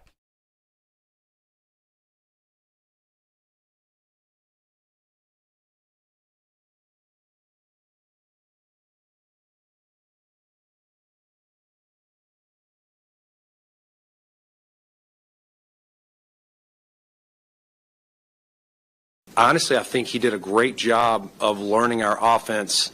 In fairness to him, in due time, he suffered the wrist injury, banged his back again, missed some games, fought through it. Honestly, his wrist could have required surgery. I feel sure that at least one of the doctors recommended it, but he wanted to keep playing. Bills GM Brandon Beane on Amari Cooper and that trade. Jeremy and Joe, good morning. Rob Ray Day, right? Rob Ray Day. Rob Ray night tonight at the arena. Yeah, Dahlin's on pace to catch his all-time record for the Sabres in the 2061-62 season. It's probably the Sabres' most unbreakable record. Penalty minutes. Almost definitely is. Yeah, he's double what number 2 is. That's probably right. We'll talk to Rob at 9. I've got a couple of Rob stories along the way. Mm-hmm. One is I can remember one thing about Rob, and a lot of people know this about the work he does in the community, and he does so much. He's been around obviously forever, and basically since the 80s. Yeah, other than 2 months in Ottawa, and a really nice guy, like the best. I can remember being there was an event we did, might have been a morning show, or maybe a Saturday show. That's how long ago this would have been. At the old Crawford Furniture store. I think it's Crawford Furniture. Okay. If anybody remembers that, it was not far away from the studio. Anyway, I'm there doing a show, and Rob is there maybe doing an appearance. And I can remember a kid coming in to meet him. And one thing Rob has always been great at is making a person like that feel like they're really special to him.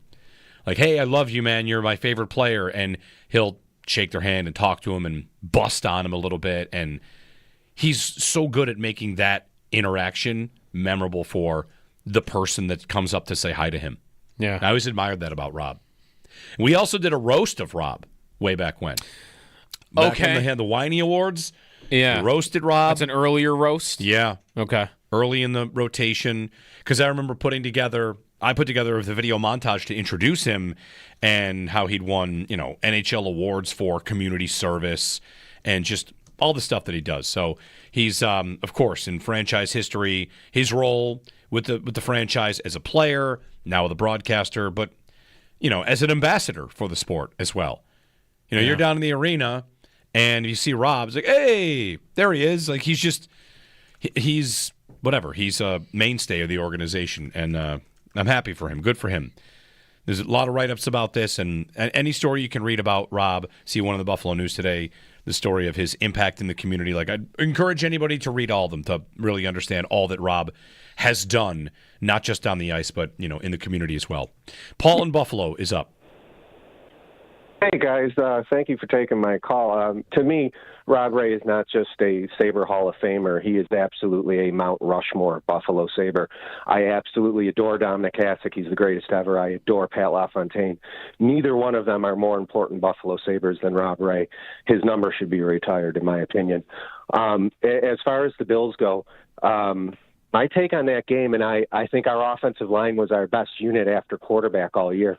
With the exception of their first drive in the third quarter, I thought the offensive line got abused in that game. I thought Josh had to do a tremendous lift, and we were lucky to be close. I think it wasn't as close as maybe the score indicates. And finally, guys, I'd love to see a tournament of RJ's fight calls because it would be better than his goal calls because some of them are several minutes, and you can break them down. I think it'd be incredible. Thanks, Paul. We've got some of those highlights coming up later today. Right, Rob's, I mean, it's a different era.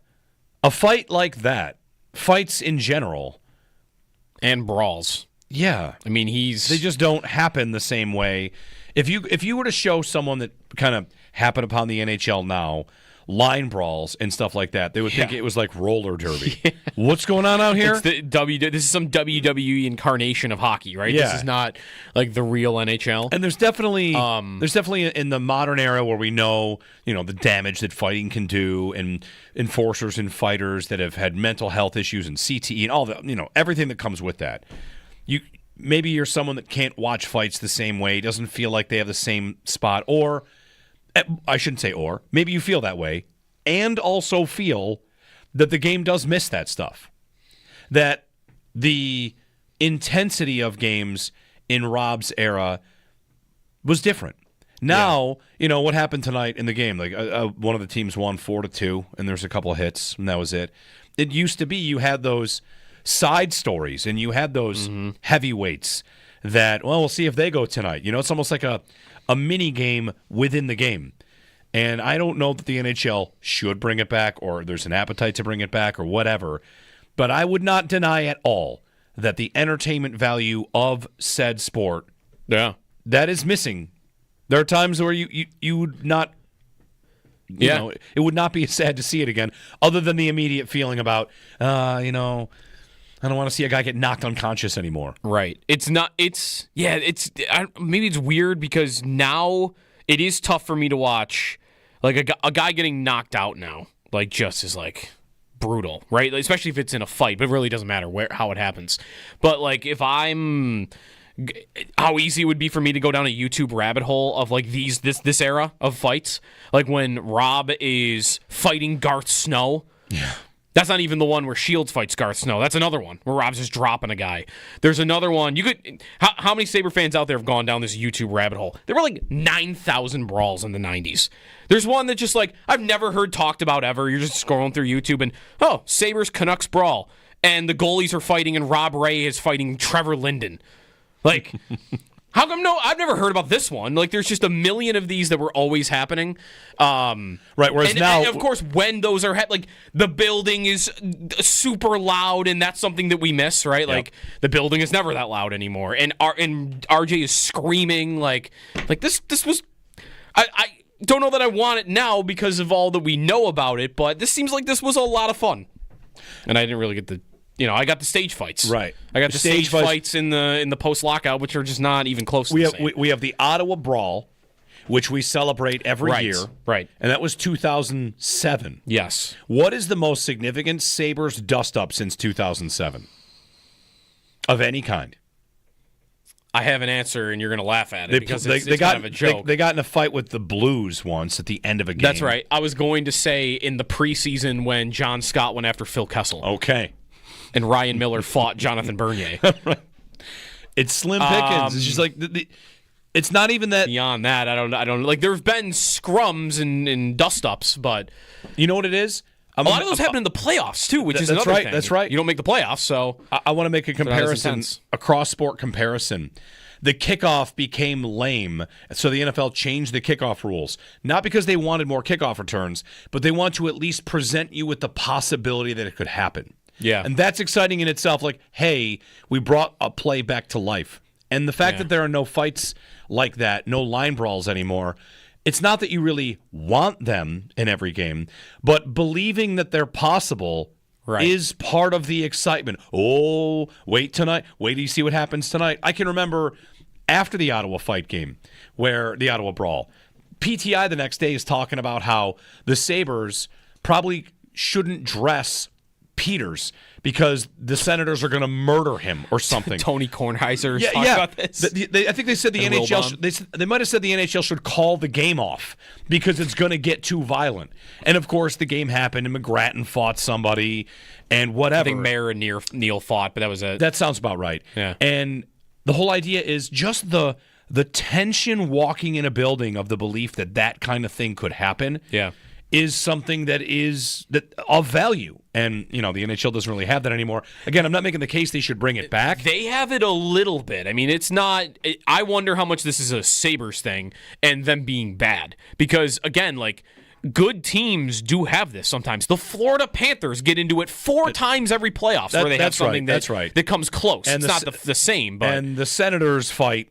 The Ottawa fights a bit. Kachuk's, every time they're down like 4-1, he starts a fight. What juices that up? You're the top 2 teams fighting each other in the standings for 2 straight years, and now you take our captain out?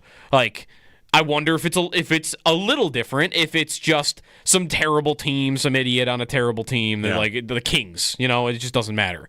And you don't get in those games anymore. The last time the Sabres were in the playoffs, there was Raffi Torres putting Mark Recchi in a headlock. Like, you still had some stuff. Miller and Shatan were like wrestling along the boards once. Yeah. Like, you still had some stuff. I just think that's one of these. It's chicken and egg. I think it's more that your team's been bad for 14 years and there's not intense games like that. 803-0550. If you have some Rob Ray stories, Jeff's on the line. We'll get to him after the break. Would love to hear some Rob Ray stories if you've got good ones to tell us. 803-0550, our number. Jeremy and Joe on WGR.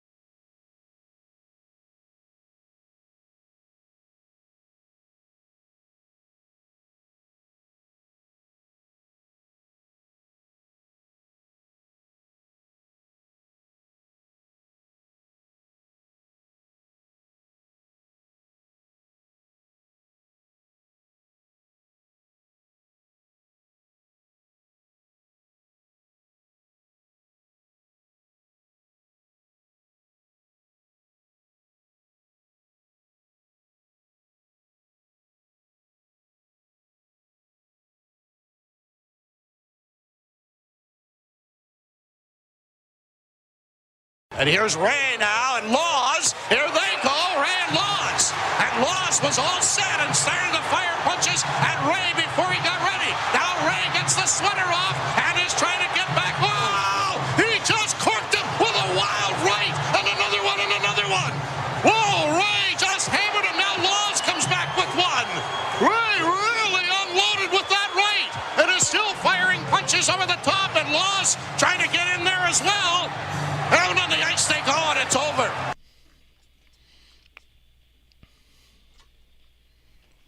RJ was so good. Yeah, right. I mean, that's the other thing. RJ's so connected to so many players and franchise history, and Rob's right at the top. I mean, the highlights are 2 stars of the show right there. Rob Ray night at KeyBank Center, Sabres and Predators. Jeremy and Joe taking some calls, remembering Rob, and we'll talk to him at 9 o'clock. Jeff and Colden is up. Hey, hey Jeff, not Rob. Hey, Jeff.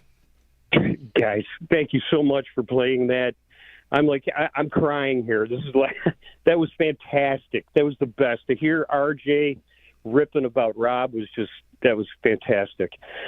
Real quick story about Rob, and what I love about Rob Ray is that he is the most personable guy I've ever met. We were at the home show. There was 4 of us. We were just standing around kind of towards the end of the show. Rob Ray comes walking down. We're all like, "Hey, Razor, what's happening, Rob?" Yeah. He came over. He shook our hands. He sat there and talked to us for 20, 30 minutes. He was telling us stories, and he told us a great one about Dome, and those fights with Dome were legendary, you know. And he left, and we were just standing there. Just what a great guy, you know, what a great guy.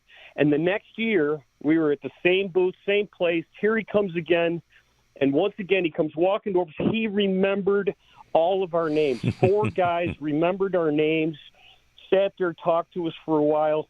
Just, I can't say enough about him. Greatest guy. There can't be enough accolades for him. Yeah, thanks, Jeff. That's my story from earlier was like to hear Rob again making you feel like you're the most important person in the room when you say hi to him. Like that is 100% what my experience has been seeing him meet people. You know, just he's so good at that. He's so great with that. Thanks for the story, Jeff. Thanks very much. 803-0550. Sabres and Predators tonight. I'm just looking at hockeyfights.com at Rob's fight card, which is a fun yeah, you can do that. You can check 10 pages long. Yearly stats. Like one of them was 27 fights in a year in 1995-96. And think about, you know, Rob, his connection to this organization. You've got a couple that do this. RJ.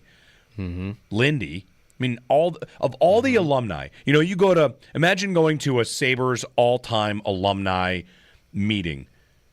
The 3 people that might say hi to the most alumni, is it RJ, Lindy, and Rob?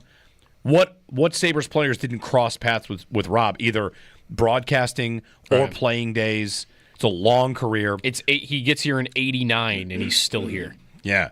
Lindy gets here in 79 and leaves for a decade. Leaves for a few years, but he's here again. Yeah, right.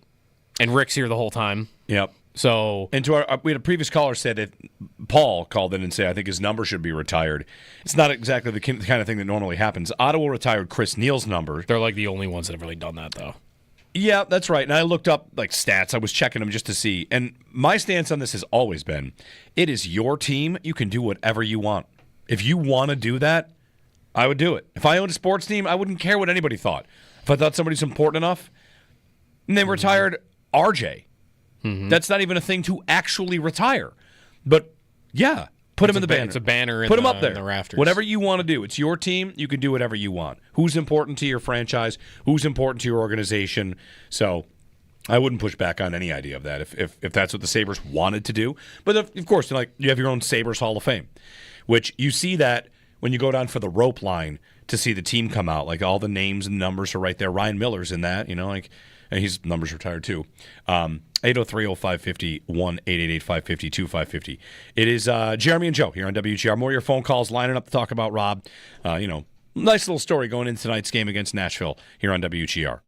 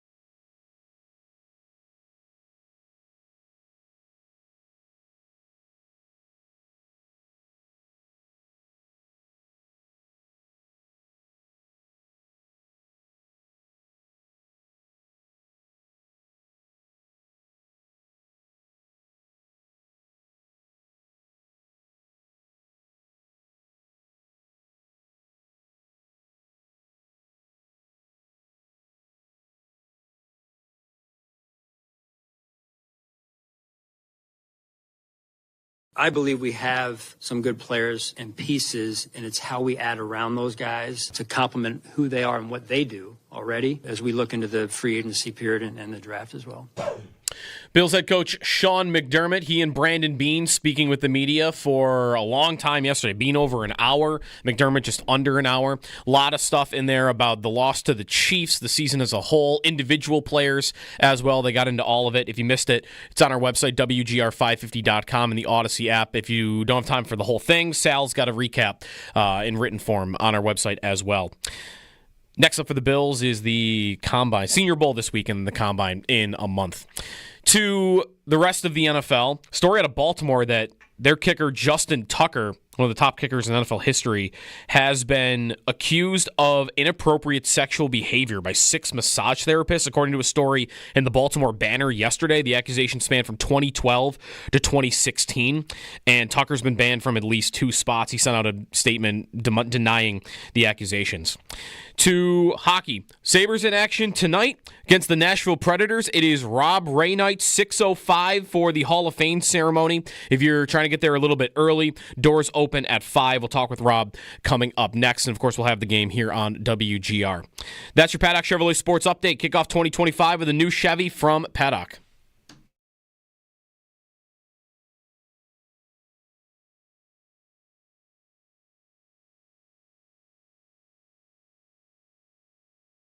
Here they go again. Domi and Ray. They've already gone once, and now they're going to go again. Domi and Ray firing punches at one another inside. Now Ray switches hands, and so does Domi.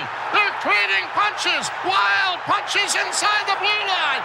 Ray and Domi just key it all. Another wild right by Ray. Down on the ice. Oh, brother, it's over. Jeremy and Joe on WGR. My mistake. I don't know why I thought Rob was on at 9. He's on now. I thought it was 9. He called in. I checked my phone, checked the message, oh, yeah, he is at 8 o'clock. So, sorry about that, Rob. Hey, Rob. Well, Jeremy, when you get into your career a little bit more, you'll be a little more responsible. Yeah, right. he's the old guy on the show now. But, so yeah, you'll learn it. It's okay. Just take your time, man. I know. I mean, I'm so bad at this, Rob. I have a day of the week clock next to me, so I know what day of the week it is. Trust me, when you're on the road, you don't know time, date, where you are sometimes, especially you never know hotel rooms. Yeah, I believe it. Well, first off, congratulations. We're going tonight. Joe and I will both be there. Big crowd on hand, I'd imagine, for your induction to the Sabres Hall of Fame. You have the night off, which is it's great for you, right? Yeah, it is. I've actually had a few this year, so it's been kind of nice. But, it's just great. Marty and Patty are willing to fill in and help out just so we can have the night off. Got a lot of people in town, so give me a little chance to hang with them a little bit instead of being rushed. So a lot of friends, family, alumni. Was there a night out last night? Is tonight more of the event night?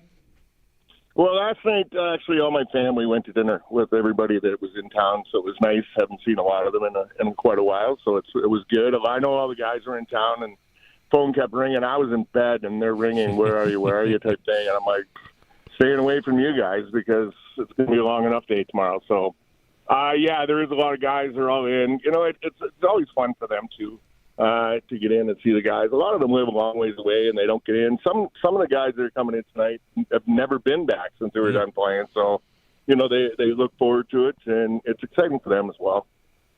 Who would have been somebody that never has come back that we would maybe see tonight? Like Kenny Sutton's coming back, good friend that I originally lived with. And, okay. When we first got here, Gordy Donnelly, guys like that they meant a lot when we played, and I wanted to make sure that they were here and a part of it. So, guys like that are all coming back in. And those guys have never been back, so it's nice for them. One of the things we were going over earlier, Rob, is just how many alumni over the years you would have crossed paths with from the first day you showed up here to today. It's almost impossible to be a part of Sabres history in any time since you've been here and not have come across you. Well, that outside the room there, that glass thing that's got while we were at the odd, then the guys that played in the odd, on outside, it's not tens, it's hundreds that you actually, just in that period of time, not only when we moved from the odd to the new building, and so you double that almost. So, yeah, a lot of guys that, some for a short period of time, some for long, but so many names and so many faces, but it's amazing the different personalities and the people that you have come across over the years. But the good thing is, it doesn't matter if you're here a day or 100,000 games. It's you're a part of the organization, you're part of the team, and a lot of guys are a little apprehensive to come back because they might not have played as long as others and they don't think it's their spot. But for us as an alumni and an organization, we try to make your arms open to everybody. You played one, then you're a part of us. Yeah. Rob Ray with us on the Western Hotline. How are you on a night like this? Like, do you like being the center of attention and having the whole night be about you? No, I'm excited. Yeah, don't get me wrong, and I think it's awesome. But I will be glad the second that it's not over, but the speech side is over. I'm not that person to stand. I can stand in front of people and talk about whatever you want to talk about, but as soon as there's multiple people, it's like, oh my gosh. So no, that's been something for quite a while now that I've been worrying about, and it'd be nice that maybe tonight I could actually sleep. Rob, when we talk about your career, there's a lot of ways to do this, and before we finish out, we'll get your thoughts on how things are, for the team this year right now and where things stand. But like looking back over the course of your hockey career, like all the famous fights we're going to play, the era of the league right now. We were talking about this earlier. I don't think the league will ever go back to that, but there's no denying that the charged atmosphere and the feeling of going to a game, not that was going to happen all the time, but that it could happen and that the bigger brawls could happen. That emotion from the game, do you feel like that is missing these days? Yeah. I think the playing of the game, you have to play with emotion. It's a fast game. It's a physical game, and you have to play it with an edge. I think that if you don't play it with a little bit of anger and hate for your opposition while you're out there, then you might not. I don't think you perform quite the same way. Just to go play, it's different. Thing is now, so many guys have crossed paths over the years. They all know each other. The thing is, when you're younger now, you don't play that game. When we came up through junior, it was physical. So you knew how to do it when you get here. Some nights we sit and we're like, hey, this would be a good time that something could happen. But these guys have never played that way. They've never been taught that. They don't. It's out of their game because of the lower levels now that they kind of look down on the fighting side, and you're punished so bad for if you do get in fights that when they get to this point, they might think of the same way and think that it's time to do something, but I don't know if they really know how to do it sometimes. But hey, it's a business, but it's a sporting business, and bottom line, it's an entertainment business. And I think a big part of it over the years, the NHL's kind of lost that a little bit, and because it was unique to our game. Yeah. Unique, you go get in a fight, sit your 5 minutes, come back out, and away you go. But a big part of it is entertaining those people while they're in the building. And I remember years that we weren't that good, but we played hard, and you did whatever you could do, and people walked away. Yeah, you might have lost, but they were entertained and they were happy walking away from it. So that's part of the business. I think that it's kind of slipped away a little bit, and now more emphasis on the winning and losing, and scoring and all that kind of thing. That it's great. Don't get me wrong, it's awesome, and that's bottom line is winning, but you still have to remember it's an entertainment business along the way. We've heard over the years, Rob, a lot of former fighters and enforcers and players that played like that talk about the stress going into games when you'd have a big guy coming, like a big opponent to fight, or you might be going that night. Was that the case for you throughout your career, that you felt stress in those moments before the game? At the beginning, yeah. When you were younger, you definitely felt the stress because you knew that any certain night there was one or two guys that you may have to face in a game. But I think as you got a little older, got more comfortable doing it, a little more mature, that you kind of learned to put that aside and just concentrate on the game first, and then when it was called upon or needed, that's when you were able to. The whole thing of everybody goes, oh, you can't go into a game and just flip a switch.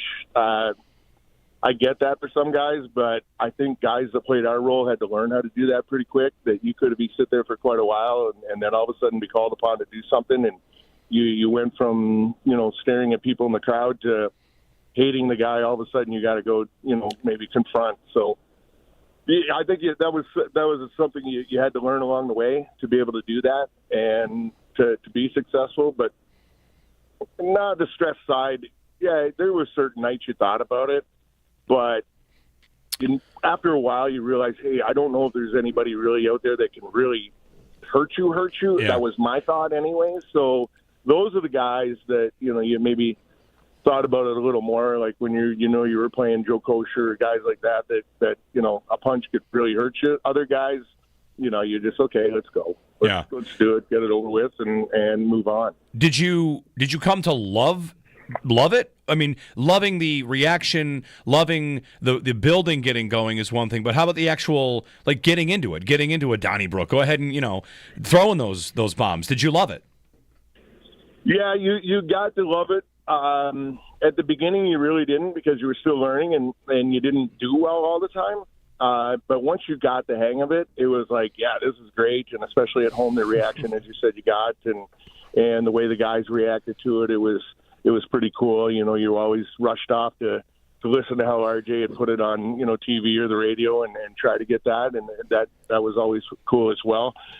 But, and then when you got near the end, it got to the point where it was like, okay, all right, let's do this again. And yeah, that's when I think you kind of realize that it may be over, that you're kind of losing that passion, desire to go do it every night.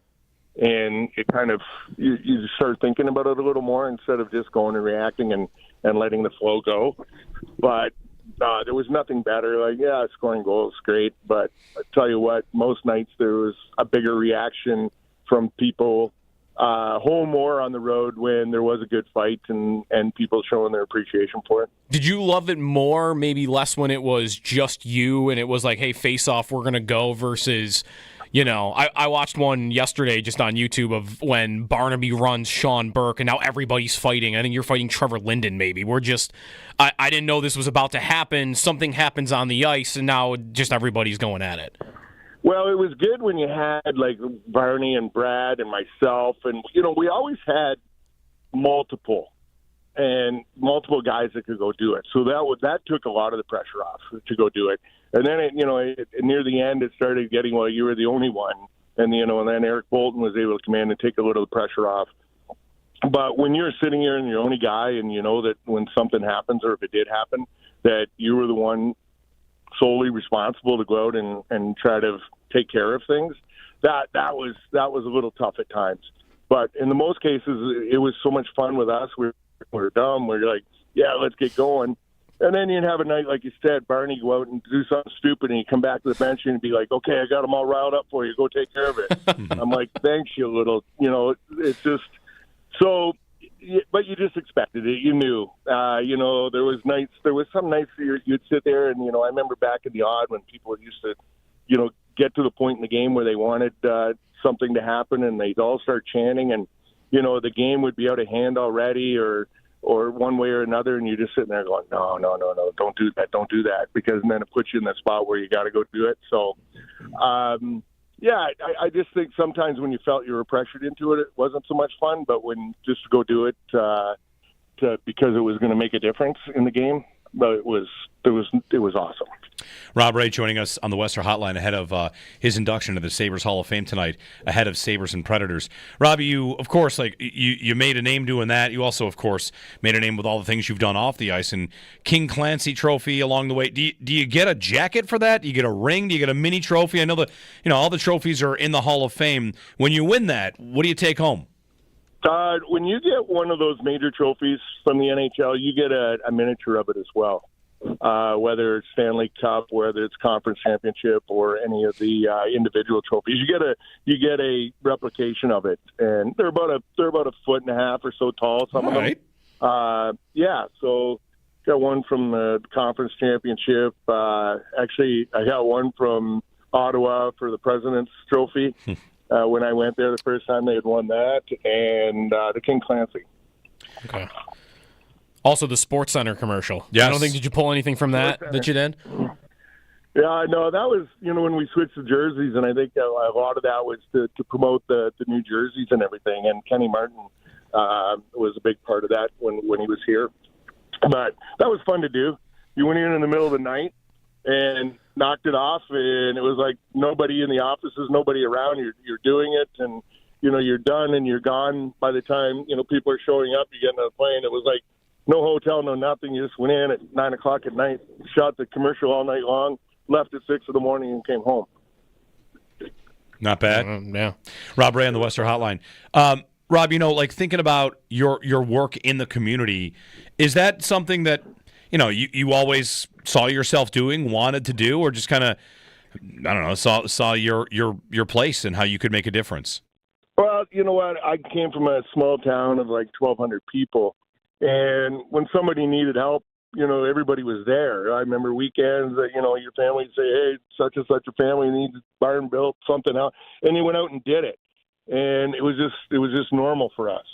I got here, and when I got here, there was like Mike Ramsey and Mike Foligno and these guys.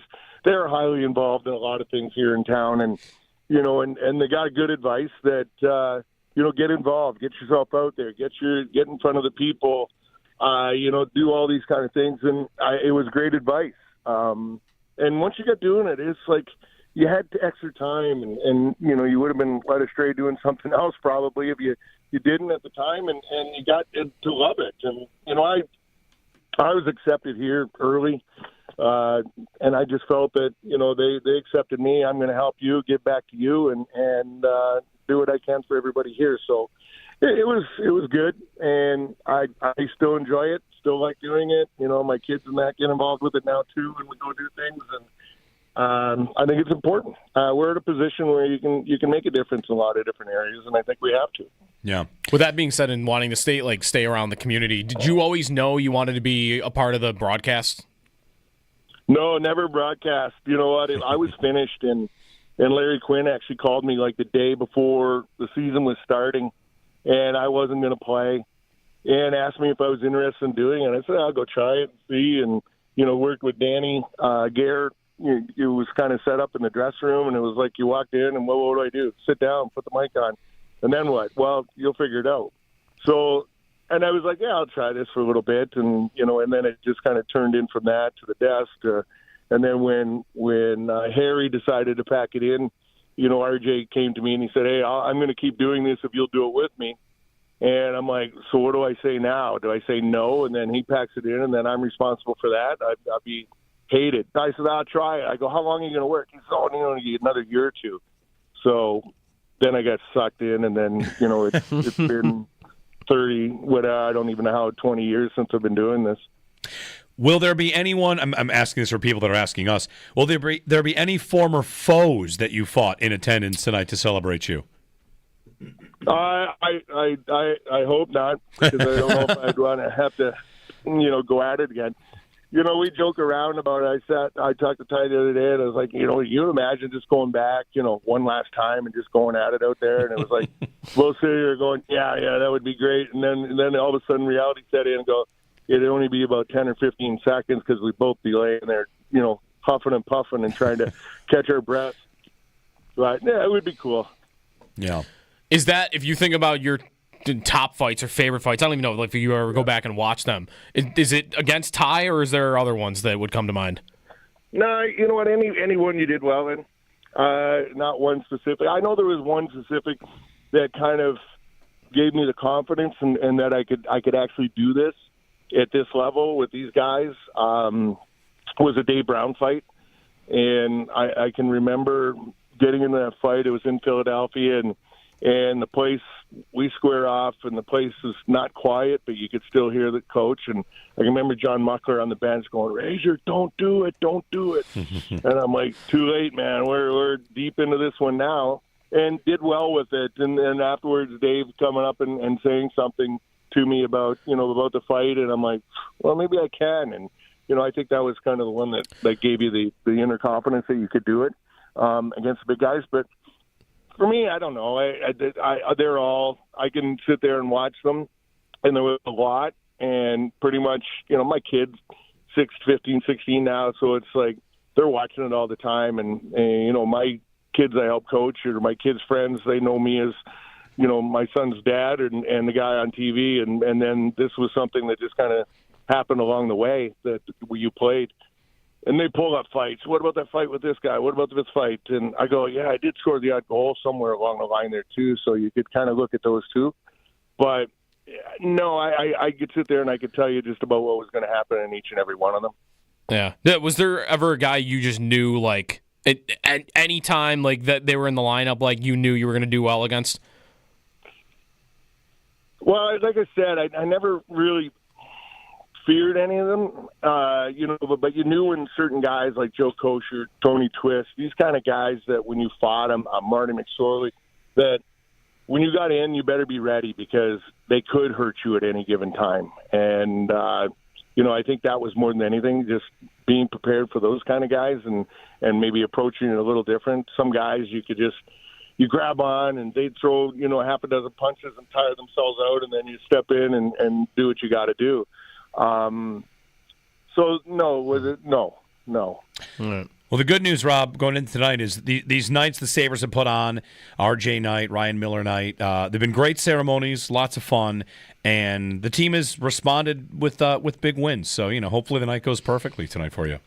Hopefully, it'd be nice. They these guys can play so well at times and just look so good and do everything, and I think it's just the frustrations of just being able to do it consistently. Yeah. Making sure that each and every night you're doing the same thing. But they've proven and shown they can do it. It's just a matter of, doing it every night. And you see good things, and some nights you see some tough things. But they just got to limit the tough and have more of the, the consistency. Well, we'll be there tonight to help honor you, celebrate you. Congratulations on everything, and all the best tonight, Rob. Thank you, guys. Thank you. Take care. Yeah, Rob Ray. It's Rob Ray's induction into the Sabres Hall of Fame tonight at KeyBank Center. 7 o'clock, 6:05. And they're wearing black and red. They are wearing black and red. I also found the fight Rob's talking about, the one against Dave Brown. Okay. Yeah, hockeyfights.com has a lot of those. I think we'll see 2 goals at least on his tribute today. The first one, yep, because he scored in his first shot, and then he scored in Game 4 of the conference finals against Toronto. Mm-hmm. And if you watch the clip of that, the building is exploding. But I think they scored 3 goals in like 2 minutes, so like that would probably help that along. Yep. 803-0550. If you want to jump in and share, a memory of Rob, you can do that. You can also give us a call on the Bills' end-of-season pressers. We've heard from both Brandon Beane and Sean McDermott yesterday. Might spend a few minutes remembering some Predators today. Now, that's exactly a franchise people remember a lot of players from, right? Nashville? I mean, they've had good teams. I know. It was, like the whole time, right? How many could you name? If I said, name in 60 seconds, name Predators. As fast as I could in 60 seconds? Yeah, what could you do? Okay. 15? I could do more than that. Yeah. I bet I could do more than you. Oh. Wow, we got to chill. Well, we can't do it at the same. If you go first, then I'm just going to lose 15 of the hold on. We'll just go back and forth. Whoever runs out first. Oh, this is a great idea. That's a great idea. Naming Predators back and forth. You each have first that can't do it. We're going to do this a little bit later. I'll have a 5-second timer. You will have 5 seconds to come up with a Predator. First one to miss loses. This is a new game on the show. I love this. I'm way into this. All right. It's a new way of doing remember some. Yes. Yeah. Yeah. Also, remember some verses. Speaking of hockey expansion teams, the Utah Hockey Club has changed their 3 finalists. Before the fans voted? Yes. Wasatch is out and Outlaws is back in. Oh, my goodness. Why? I don't know. Did somebody... It's out. All right. And Outlaws is back in. Oh, you know what probably happened there? Reckless speculation. Ready? I bet they got a call from Bettman. We're not having a team called Wasatch. I don't know. Too confusing. Bettman told Seattle, you're not allowed to be Metropolitans because we have a division called the Metropolitan Division. I know. The Utah Hockey Club tweeted it last night. We listened to your feedback and dug into all the data from last night's survey. For the team name, it's clear that Outlaws should be in the mix instead of Wasatch, so we're swapping it out. Surveys continue Friday, Sunday, Tuesday for you to vote on the options Mammoth, hockey club, or Outlaws. Yeah, I think they got a call from the commissioner. I think they should be the Outlaws. Butch Cassidy is well known for being from Utah. Like Butch Cassidy and his Wild Bunch gang. There you go. Yeah. I like Outlaws. I think best potential logo. Although careful, don't steal too much of the Bandits stuff. The Bandits have some, their look is like an outlaw look. It's good. It really is good. It really is really good. It's great. Yeah. All right, we'll get a break in. More of your phone calls on Rob Ray night, on the Sabres, on the Bills. It's Jeremy and Joe here on WGR.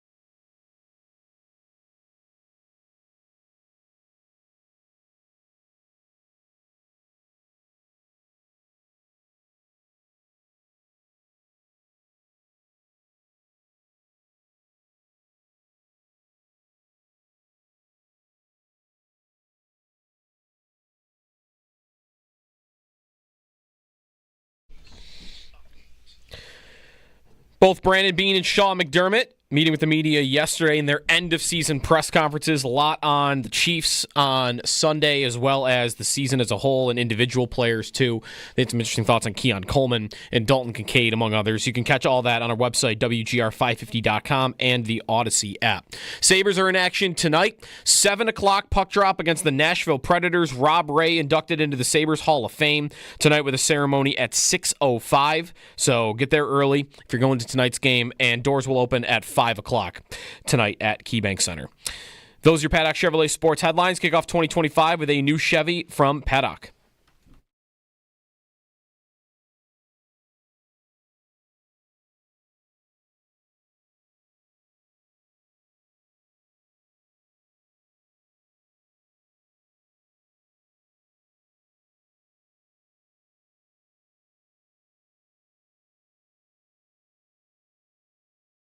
Kite and Ray are still going at it along the boards. Finally, play is called, and Kite and Ray, here they go. Kite and Ray were ready to start firing them. Now Ray gets the sweater off, and Kite got one, and now Ray decked him. He absolutely decked Jim Kite with a wild right, and Kite is down and struggling to get back on his feet. Well, he's in La La Land, and La La Land's about 6 hours from here. A huge right hand by Rob Ray drops Jim Kite. RJ and Jim Lawrence. We'll see plenty of highlights tonight, I'd imagine, at KeyBank Center. Jeremy and Joe, good morning. Spent some time talking about Rob, some Sabre stuff, some Elias Pettersson trade chatter, and also on the Bills yesterday, their end-of-season press conferences. You know, I thought about something, Joe. On the bet board over there, we have on the bet board, Brandon Beane says wide receiver train, and he never did. He didn't. But there's no statute of limitations on that bet. So I feel like the bet is back on. I feel like I never paid you out. It was 10 to win 25. $10 he won't say it. Yeah. And if he did, I won 25 from you that Beane will say the wide receiver train. Sean McDermott is on the wide receiver train, is he not? What he said yesterday about stretching the field. And you need it. How about McDermott saying you need to have a couple players that are like top 1 to 3 or 1 to 5 at their position? Yep, I liked hearing that. Me too. He also talked about stretching defenses vertically. I think he's on.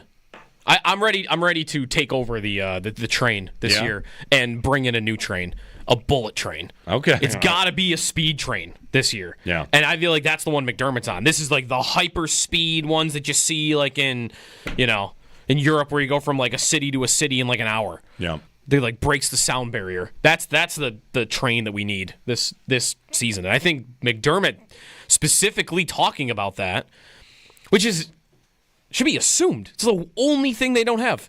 It's the only skill set they don't have on offense. Right. Is like a hyper speed guy that, man, like the Chiefs have a couple of these, and they have over the years, and a lot of teams do. Guy where ball's in their hands, and you are terrified. Right. Angle erasers. Or beyond that, not just ball in their hands, but, okay, they're lining up, I got to back up. The same way Kyrie Elam backed up 10 yards when Xavier Worthy was across from him on Sunday. Yep. Like, making that. Because there's nobody like that on the Bills. Coleman or Hollins or Cooper even. I mean, they line up out wide. They're good players. Like, you respect the threat. No one's backing up at the sight of Amari Cooper, Keon Coleman, or Mac Hollins. Well, I'm thinking back to training camp, and you may remember the term we used on Coleman was runway routes. He needs runway routes where he has a lot of runway. And one thing Coleman does not, he has fast play speed, right? His 40 time was not good. Why? Because he's not a fast starter. He builds up speed and gets to a pretty decent speed. That's how he had one of the fastest speeds at the gauntlet drill. And on those deep overs, we saw Coleman catch a couple of those. But think of I should pull up on NFL Pro, his last 15 catches. He never got any runway. He never got going. So when you say bullet train, you want top line speed. I think you want top line speed, but you want like the guy that's the fastest, the 0 to 10. Yes.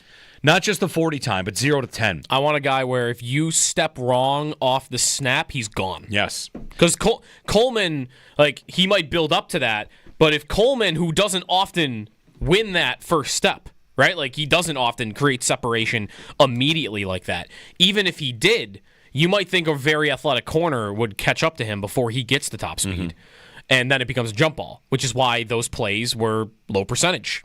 Because even if that's one of his specialties, it's a jump ball like that is not a high percentage play, no matter how good you are at it. Yeah, you said bullet train for speed. It doesn't have to be separate. It sometimes is and sometimes isn't.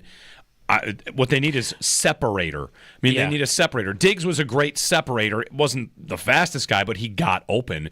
And if they could find a guy that could separate and give Allen some, downfield strikes. It's also worth mentioning. Allen has. It's one spot I'll agree that Allen needs to be better is downfield throws.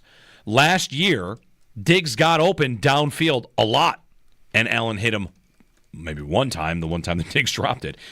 But Allen's not been great down the field accuracy. No. So that's something that needs to improve. And that's why, listen, they saw too high safety shell the 30th most in the league this year.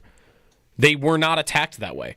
Nobody believed they were going to get beat deep by the Bills this year. And McDermott said that. He said, we used to see a lot of too high, and this year we started to see less, and that's a credit to our run game. Right, but you want... Right, hit him back. The benefit of creating a run game that gets them out of that defense is now I can hit play action and somebody's by them because you only want one safety over the top, and now my rocket arm quarterback is going to throw it down the field on you. Yep. But... they didn't really have that card this year. It's almost actually more impressive that they were able to run the ball so well this year, despite it wasn't because, they're backed up. The defenses on the other side respected your run game enough to come in and come closer and try to challenge it, and you still ran the ball as well as you did. To me, that make everything better. If you have an attack downfield that is terrifying to the opponent, and now they have to go back to, okay, we got to play the Bills, too high safety shell again. Okay, now my run game that was already really good, could only even be better. I think everything improves offensively if you just add that one last element that I just don't think they had at all this year. The numbers bear it out. They did not have a downfield attack. 803-0550 to Gordon in Buffalo. Hey, Gordon. Hey, guys. Good morning. Morning. In all honesty, I didn't get to watch Rob play because I called in to talk about Rob, right? Did not watch him play. I'm too young for that. Joe, I'm around your age. I'm about 27, but I'll be 28 on the 11th. I went to a lot of morning skates growing up, went to a lot of events where Rob would just be, and over time, I'm not saying who knew who I was cool with the guy at all. He just eventually knew my face. He eventually started to just notice, hey, nice to see you. It's becoming a weekly thing, for morning skates, for example. He would be parked in the players' lot at KeyBank and still come over if fans would ask, hey, Rob, can I get a picture? Hey, Rob, can you sign this? As a person, he's just even if it seemed wow, Rob, you really don't have to be here right now this early. Wow, Rob, you're just here to watch the skate at this point. You're just messing around with the guys. He's just the guy who always has a smile on his face, the guy who can always find an optimistic outlook on whatever's going on. And in 2013, I got to be in the Beyond Blue and Gold, Beyond Blue and Gold, I believe it was back at that point. And Rob simply, I was, like I said before, I was getting an autograph.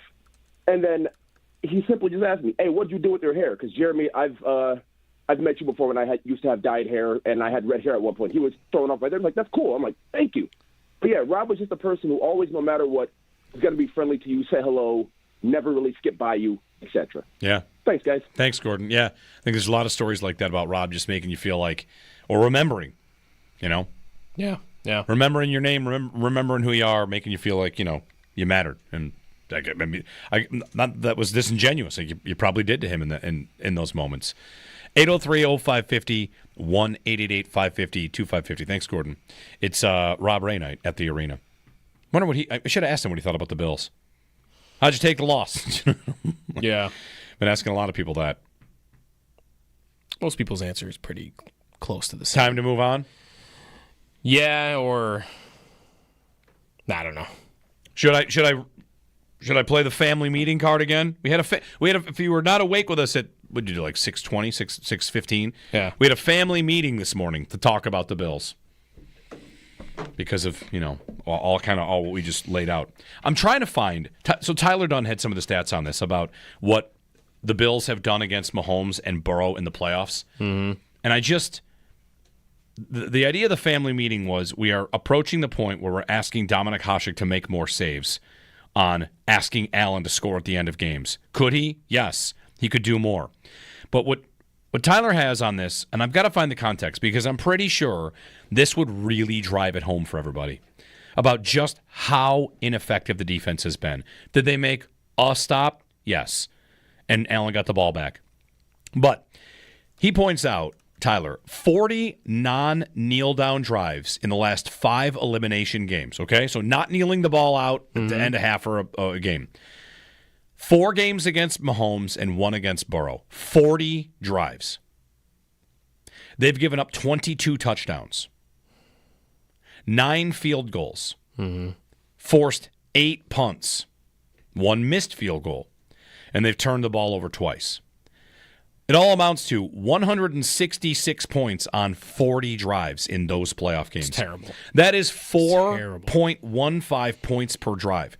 I'm here to tell you, when the Bills were scoring 30 a game and they were averaging 3 points a drive, that was seen to be incredible. That is 2007 Patriots offense incredible. Yeah. 3 points per drive is really amazing offense.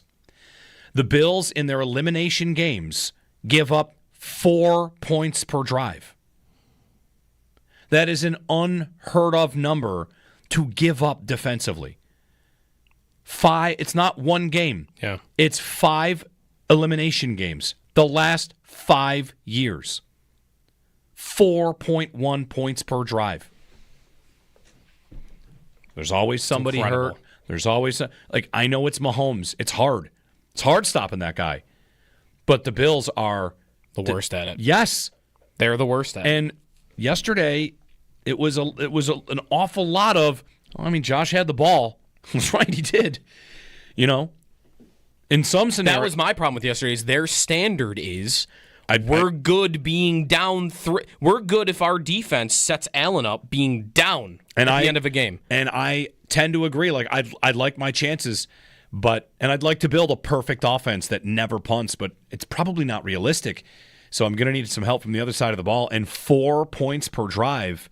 Right. That's unheard of. To me, give me a defense that doesn't give the ball to Allen at the end of the game down 3. How about, in the regular season game, he gets the ball up 2. Chance to go make it a 2-score game. How about that? Well, they did they did have that, and then they didn't get the 4th down quarterback in the third quarter. But at the end of a game, it's almost impossible to have that unless one of 2 things happen. Your offense has a perfect day, or your defense is at least somewhat competent, and that has been the part that hasn't happened. It's also worth pointing out, all these comments about just a couple more plays, guys. It's a play here, it's a play there. Have you seen the Chiefs? Yeah. I don't know if you know this, but every single team that plays them is 3 plays away from beating them. And not every team has Josh Allen. But recently it's looking different. All right, it's 3 plays away after you've kind of held them down all day. And the Bills, it's 3 plays away because I'm trying to keep up with them. Right. And other teams aren't playing that style right now. They're not playing that game against the Chiefs. Right? The Texans aren't trying to figure out how to keep up with the Chiefs. They're just trying to figure out how to get, a couple of field goals in that football game. The Ravens last year, same thing. They're not trying to figure out how to stop the Chiefs. They're trying to figure out how to get points. How do I run the ball and get to 20? Right. And the Bills are playing a different game. And what you have with the Bills is an offense that finds its way to those points, and Allen's the reason the game is close. And whatever they need against your defense, they're going to get it. That's 4 times, and Burrow too. 5 playoff games, 22 touchdowns on 40 drives. 31 scoring drives out of 40 possessions. Holy cow. Mm-hmm. 803-0550. Got to find Will Anderson. Max Crosby, that's what they need. Max Crosby, somebody. Yeah. They need a great safety. They need, the scheme itself needs to be better because they're just getting worked. So anyway, that was our family meeting. Stop asking Dominic Hasek to make another save. Maybe work on the other side, He can protect a 4-2 lead instead of needing to win 2-1 in the third overtime. I know. Allen, could he do more? Yes. Could Kincaid have caught it? Yes. Are you close? Yes, you are close. 803-0550. Jeremy and Joe on WGR.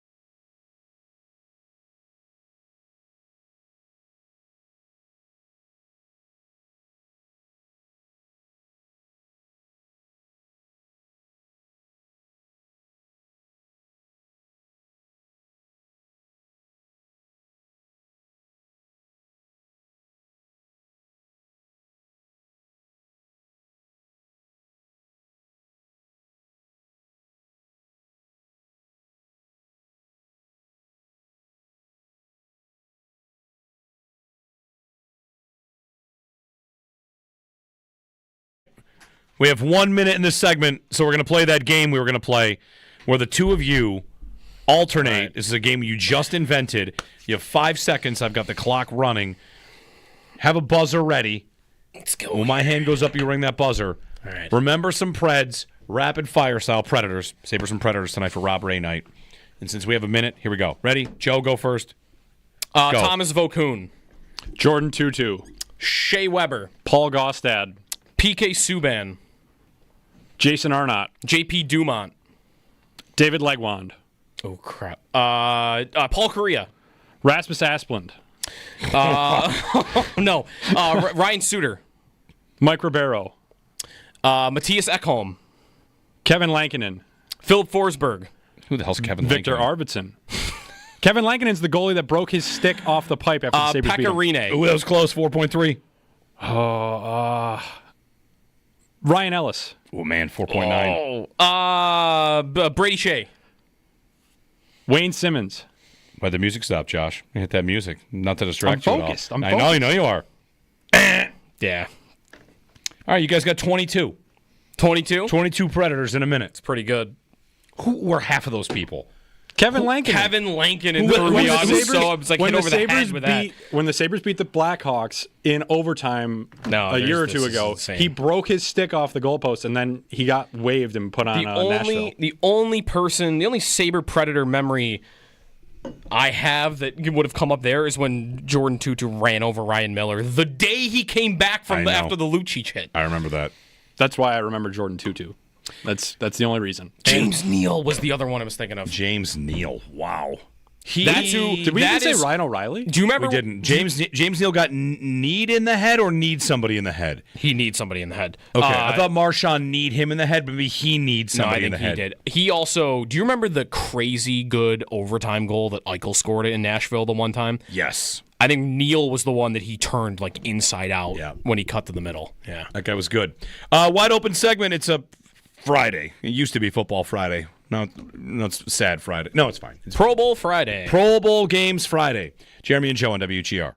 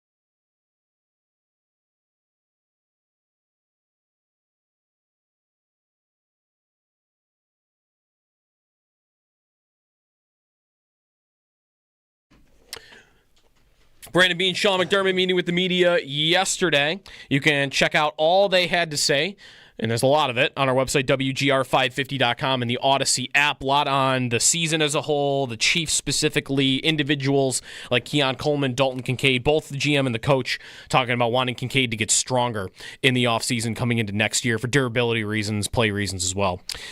So there's I'm also that. watching the 4th and 1 where he is the one pushing the pile. Right. I don't know. Your guy's got a PCL knee injury, and he's the one that's shoving Allen forward. One of the people pushing, yeah. Sabres in action tonight. It is a 7 o'clock puck drop against Nashville. Rob Ray Hall of Fame night. He's going into the Hall of Fame, and the ceremony will start at 6:05. Doors open at KeyBank Center at 5 o'clock, so get there early if you want to see the Rob ceremony starting at just after 6. Elsewhere around the NFL, Justin Tucker is being accused by 6 massage therapists of inappropriate sexual behavior and was reportedly banned from 2 spas. That, according to a story in the Baltimore Banner yesterday, Tucker came out and denied the allegations. Also in Dallas, former Bills offensive coordinator Ken Dorsey is a candidate to be their offensive coordinator. He'll have an interview. Was fired by the Browns at the end of this past season. That's your Paddock Chevrolet Sports Update. Kickoff 2025 with a new Chevy from Paddock.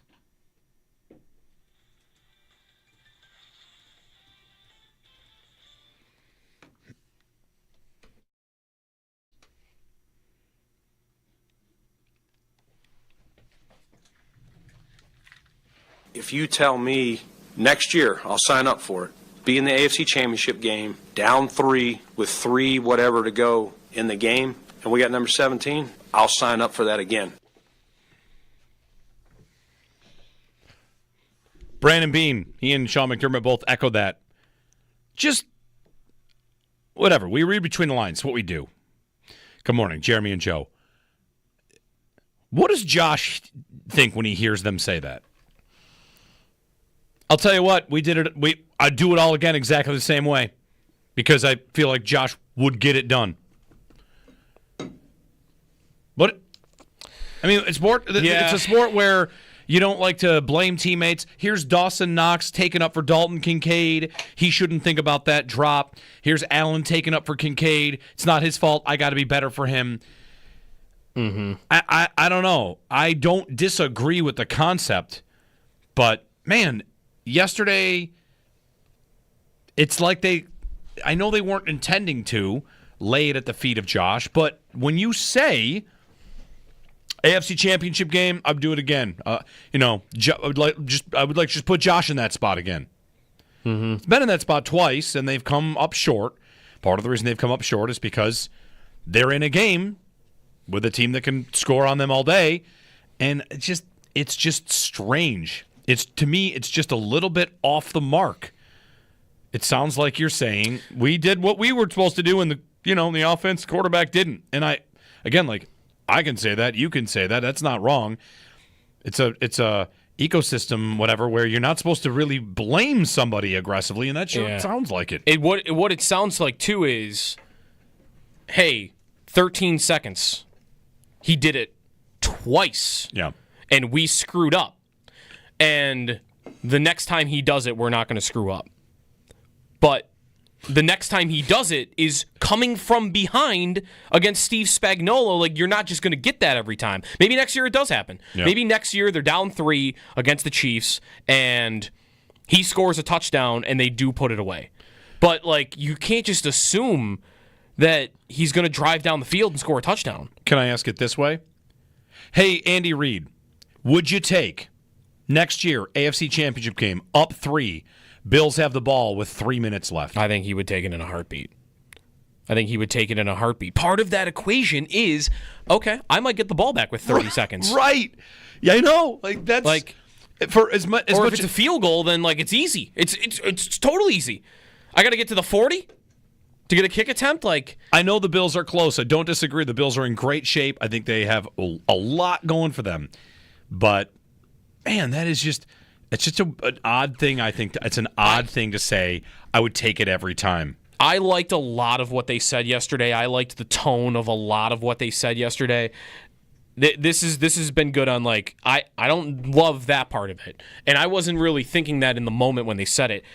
It's that, and there was just a little too much for me of, well, guys, what are we supposed to do? It's the Chiefs. You know? It's, we're close, a play here, a play there. They're right when they say that. Yep. But, you know, that's the standard. Your standard is no longer break the playoff drought and make this team credible and make this team into a consistent winner. You've done that.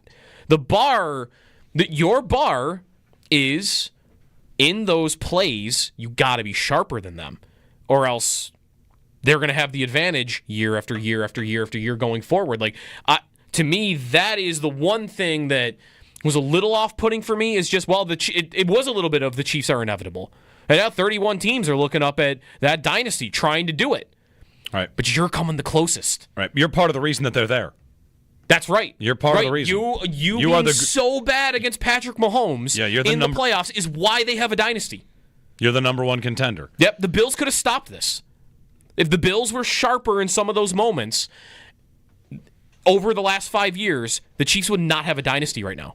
And some of those moments, of course, do lay with the quarterback or a receiver with a drop or a tight end with a drop. Right. So maybe when Bean's saying that, he's not calling out Kincaid. He's not calling out Allen. He's just saying, like, that scenario, we like it. But if you're the Chiefs, I feel like you would take it too.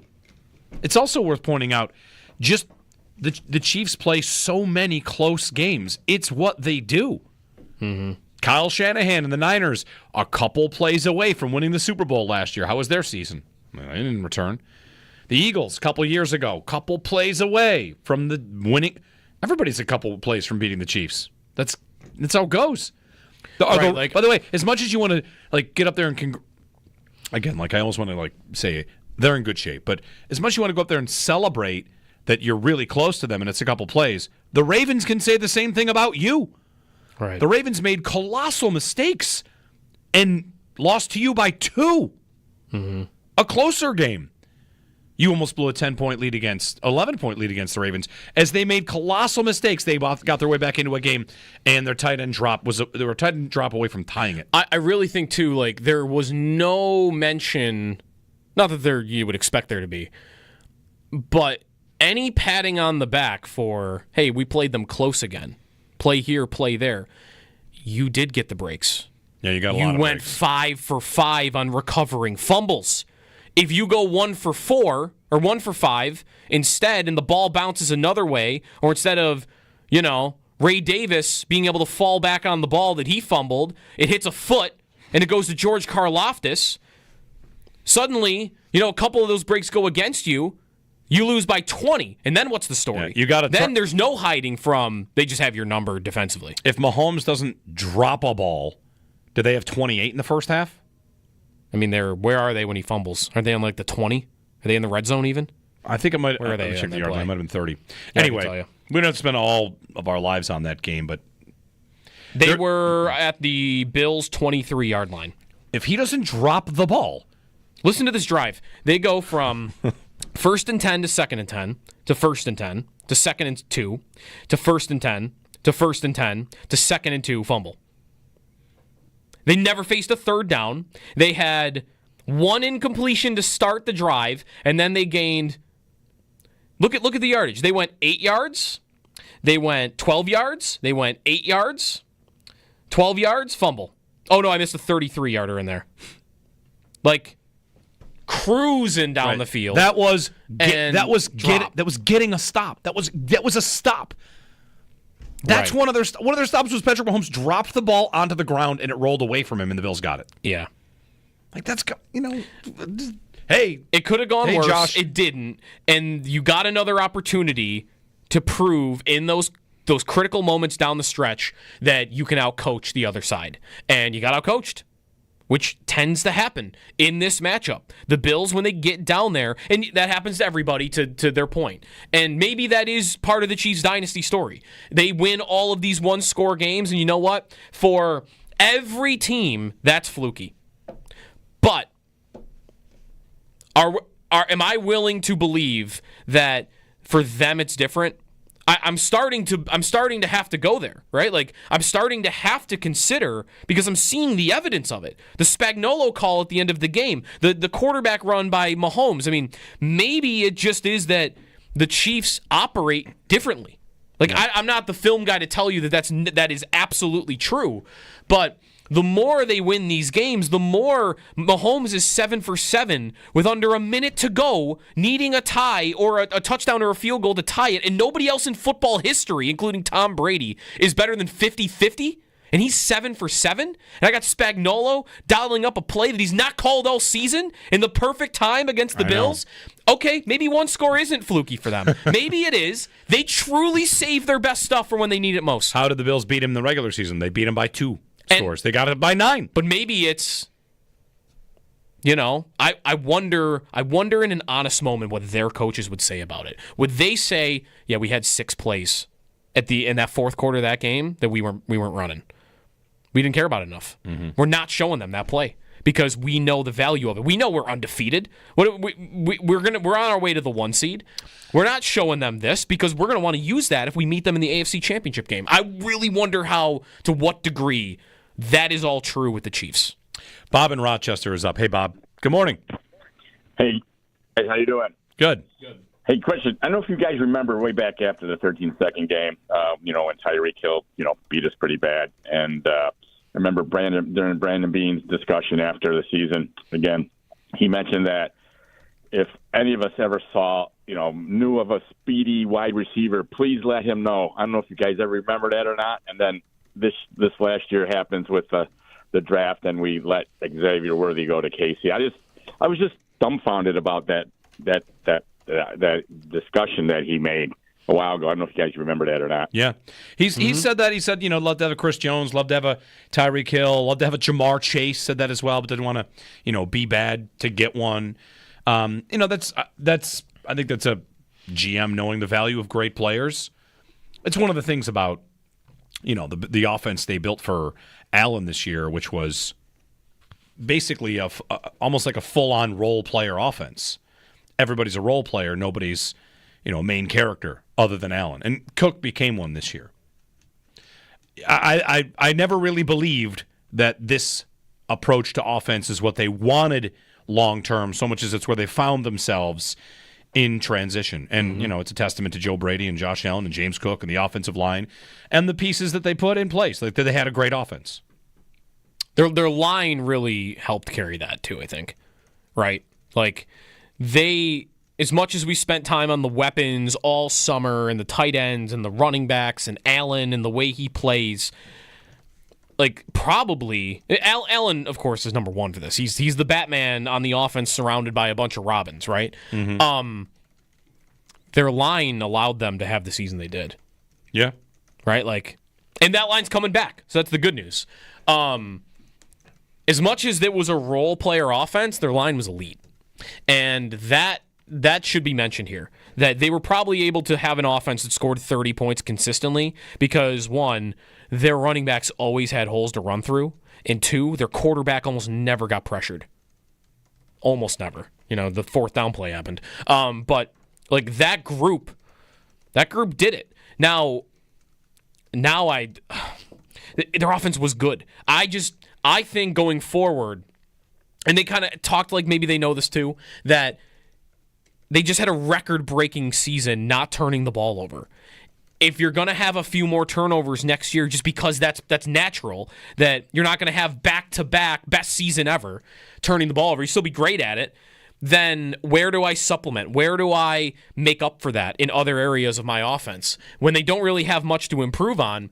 And to me, it is getting another star player that is dynamic, or at least somebody that can take the top off the defense, because that's the only thing I've really got to see them get that much better at. And that's kind of it. You do that, and I feel like you kind of have everything. One thing I saw that hasn't been brought up on the station yet, you haven't seen it, Josh hasn't seen it. I asked if you'd seen the video of Allen throwing the ball to the official. This is kind of, we laugh at it. It might make you mad. I don't know how it makes you feel. Okay. On the fourth down sneak. Yeah. I'm gonna just pull up the video for you. You can watch it on my computer. So on the fourth down sneak, the Instagram account Everything Buffalo is who tweeted this or Instagrammed whatever this out. Okay. Noticing Josh Allen's worst throw of the season. It's fourth down. If you're on the YouTube feed, you might be able to see my computer. Maybe not. The screen's pretty dirty. Anyway, the two guys walk in to make the spot, right? Yeah. Watch Allen. What's he do? He looks. There's two different officials he can throw the ball to. He throws it to the wrong one. Well, just if he threw it to the other official, this again, no one's ever blaming Allen here. It's just it gets marked. What a catch. What a catch by noticing, hey, the officials are on two different marks. One's on the 40, one short. Allen looks like, oh, here you go. He thinks they've got it. But if he had, it's as stupid as this, the system that they've got. This is where I agree with everybody on the NFL and spots. It's as stupid as if Allen had thrown it to the other line judge, it might have been a first down. Because that guy catches it and puts it on the 40 instead of the guy that was a little short, the near side official. Yeah. So anyway, that's something you could go take a look at. Okay, so I think... Oh, no, this isn't from the official rule book, though. Remember I asked Sal beginning of the week, what's the protocol there? How does the league determine which line judge spots the ball? Because often they will be a little different. And I didn't know the answer. Sal didn't know the answer. He said he might try to find out. I don't know how easy that will be. Maybe John Perry or somebody can answer that. I'm here on Friday. I still don't know the answer to it. I see that, when you just put a search in, that typically the ball location falls to the line judge on the near sideline. Is Allen on the near sideline on that QB sneak? I don't know. He is. Okay, that's not from the official NFL rule book, though. Okay, so if it's because if it is the far sideline, then it's the far line judge. Or is there no protocol and it really is just hey, whoever the player throws the ball to? I don't know. Because that would be absurd. I know. It would be absurd if that was the case. No matter what, it's kind of absurd. Allen kind of looks at both of them, doesn't he? He does. And so he makes the wrong call. This is where you're going to tell me like a chief. I'm blaming Josh. It's his fault. Just kidding. AJ in Ann Arbor. Hey, AJ. Hello? Oh. Hey, Jeremy and Joe. How's it going? Good. What's up, man? How you doing this morning? Good. So I just wanted to piggyback off of Joe, off of your comment. I know you had a little back and forth there with John Wowrow the other day on Twitter about the defense, and I totally agree with you. I mean, my thing is that we've seen this year in and year out, right, where the offense, right, is supposed to be the strong suit of the team, but the defense just can't make a stop in key moments. And this goes all the way back to the Houston Texans game where Josh gave you a 16-point lead at halftime, and you blew that. You gave up two two-point conversions. You blew that. And what we like to do at the end of the season is we like to think about, okay, the draft's coming up. We want to make our team better. What player do we need? We need to upgrade. This year it's going to be, DeMar Hamlin at safety. And it seems like it doesn't matter the personnel. It doesn't matter if Mario Addison is on the edge or Von Miller is on the edge. We're getting the same results with the defense. And to me, that speaks to the scheme and the play calling. And it's like, it doesn't matter if it's Leslie Frazier or McDermott last year or Babbage this year. It just seems like we have an issue with the defense in terms of making stops. And that stat that you pointed out by Tyler Dunn in terms of the last 40 possessions and how the Bills defense is essentially the worst in the playoffs defending Mahomes. I mean, what do you want from Josh? You want him to put up a New England perfect game, every game? It just doesn't make any sense. Yep. So I really don't know where to go. I really don't know. I mean, the front office, McDermott and Bean, they like to talk about accountability. And it's like, okay, then where's the accountability for the scheme? Where's the accountability for, and here's a stat for you too. And you guys probably know this stat. In 8 years in Buffalo, McDermott has not won a road playoff game. And if you look at the press conference yesterday, he was asked about, do you think that you need home field advantage? Do you need that one seed to essentially get over the hump and get to the Super Bowl? And he said no. And I agree with him. I think he's correct. I think you have to be able to go on the road and win in the playoffs. And, here we are 8 years into it, and we have Josh Allen as our franchise quarterback, and we have 0 road wins. So I I love the draft, right? Like, I love the draft. I love, looking at what players that we can get to upgrade our team. And I don't know. I just feel like helpless at this point, and just wanted to get you guys' thoughts on all that. Yeah. Thanks, AJ. Yeah, John Wardle, Associated Press, we were going back and forth a little bit, just about like the defense, and because I said there's no overstating how bad it's been in their elimination games, and I think it's been really, really bad. I also it's funny, like, I got to walk this line. I think it is okay to ask as much as you can from Allen. At some point, I want to make sure that it's reasonable to do that. And last year, Patrick Mahomes won a playoff game scoring 17 on the road. 17. That was against Baltimore. Mm-hmm. They played the 1 seed. They held them to 10. Steve Spagnuolo and that defense did. If Spagnuolo is this team's defensive coordinator, are they giving up 4 points per drive in the playoffs in their elimination games? I don't know. They gave up points to the Bills, but the Bills had to work harder for it. The Chiefs had drives where they didn't see a third down. The Bills had to convert fourth downs on their drives. It was harder for the Bills. And the 2-point conversion point is good too. Like, they had 1 2-point conversion. They got it. The Ravens had a 2-point conversion. What did they do? They basically got it, but let you off the hook. Mm-hmm. So I don't know. I'm not one really to ever. If you've listened to us I've been on for 20 years. I don't care about defense. I don't make a perfect offense. They came darn close. Now we would say it's missing an outside receiver, sure, and I'll blow the receiver train horn all day. I'll try for a perfect offense. But, and I tweeted this yesterday, it's a bit of a straw man argument, but I'm going to use it to make a point.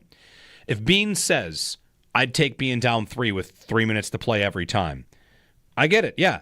But if it's 77-74, then I might have a concern about the 77. Wait a minute. Why am I just accepting being down 3 with a minute and a half to go? Mm-hmm. Do you think you could maybe hold that team to, 20? That's available to you. You have a defensive head coach. I saw Ian Hartitz pointing out yesterday, draft picks allocated to offense versus defense in the last 4 years, okay? Bills and where they put their draft picks in the last 4 years, it's 8-18 offense to defense for top 100 picks. They pour picks into it. I've been there's a guy I follow on Twitter, Bobby, charts like their cap spending. They've spent more money on their defense than their offense more years. Mm-hmm. It's not like they neglect their defense. In fact, this year they kind of had a bargain offense. It was, who are the high-paid players on the offense? It's Allen. It's Dawkins. Mm-hmm. Who's next? Spencer Brown got extended. Dawson Knox. It's a cheap offense. They put tons into the defense, and they have a defensive head coach, and they've had 3 different coordinators, So, I'm asking Allen to be perfect. Meanwhile, part of the message this year was that it was better if he didn't have anybody that was too good. So It's just I'm kind of in a strange spot. I never thought I could be convinced that I really need to attack defense, but here I am, because 4 points per drive against in these elimination games is not a sustainable thing. You cannot expect your quarterback to overcome that all the time. Mm-hmm. Can he? He's that good. Well, he might. Again, like my overarching thought on this is that other team that you keep losing to, their quarterback's great at that. Okay, right? Their quarterback is great at coming back from behind in the fourth quarter. Guess what? They don't ask him to do it nearly as often. If you look at the last 5 years, so once Allen makes his playoff debut and on, the Bills have had 14 drives down in the fourth quarter of a playoff game. Trailing in the fourth quarter of a playoff game, the Bills have had 14 drives. That's in 13 games. Okay, so 14 drives. In 13 games, yeah. Trailing in the fourth quarter. Okay. The Chiefs, in 18 games, 18 playoff games, have had 10 drives. Trailing in the fourth quarter. Trailing in the fourth quarter. They don't ask their quarterback to do it as often. often. They're winning a lot of these games where, like, they are also winning some of the games where Mahomes is asked to do it. But the difference is the Chiefs win a ton of playoff games, and Mahomes doesn't have to do that. And the Bills, it's starting to feel like, especially in the big ones, They can't win it without Allen doing it. Right. Well, I wrote this down so I want to say this exactly right, because sometimes how you phrase something will kind of change the way it's the same comment. But for anyone saying 2 years in a row, Josh and the offense didn't get the job done in that spot, that is not incorrect. The same story told a different way. That's 2 years in a row Mahomes didn't have to because his defense didn't break.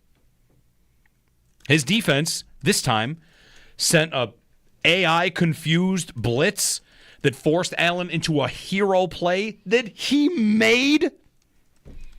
And the defense got off the field because it asked Dalton Kincaid to make a really tough catch. When that's the Bills' defense, what happens? I got Tylan Wallace over the middle, wide open, easy, pitch and catch. I still think the Bills' defense makes it nearly tough enough on other teams, and teams make it tough on this Bills offense, and Allen is that good. And like his greatness is kind of, it's just tipping the scales. Anyway, 803-0550. Good stuff, good calls. It's Friday, this will be maybe the last day looking back on that game, maybe not. Rob Ray night tonight at the arena. Should be a good time, Sabres and Predators.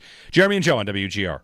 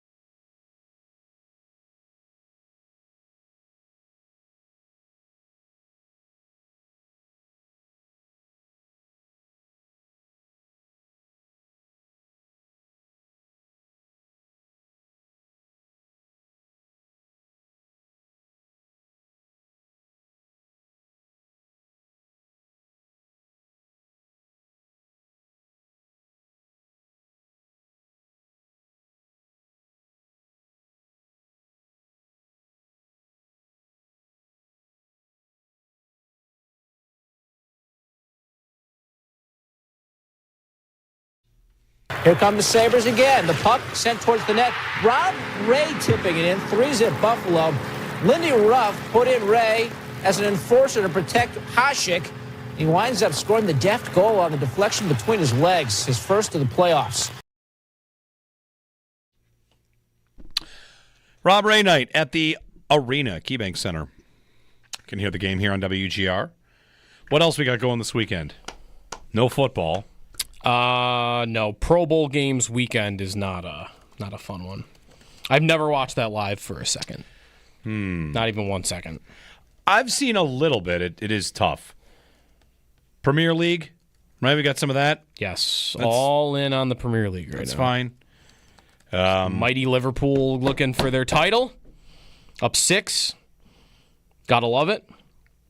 Super Bowl week begins. Hey, the Royal Rumble. We got that. Maybe I'll watch that. The Royal Rumble is good. I mean, listen. I like using the Royal Rumble as a vehicle for content. Like, who would win a Royal Rumble of NFL head coaches, okay, for instance. Or just like your buddies, who would win a Royal Rumble. Let's get another group of people and pick who would win a Royal Rumble of what? Who would win a Royal Rumble of Sabres head coaches of the past?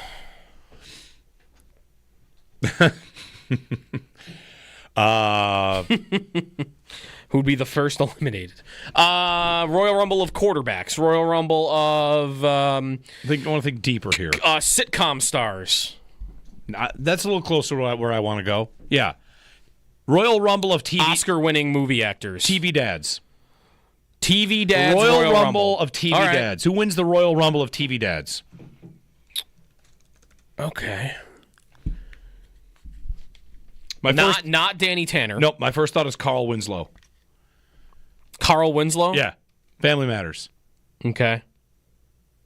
What about, does Uncle Phil count? Oh, the Fresh Prince of Bel-Air? Uncle Phil. He's Uncle Phil, but he's a TV dad. Gerald McCraney from Major Dad. It's a deep pull. You're not going to know that show. Don't know. You are not going to know that show.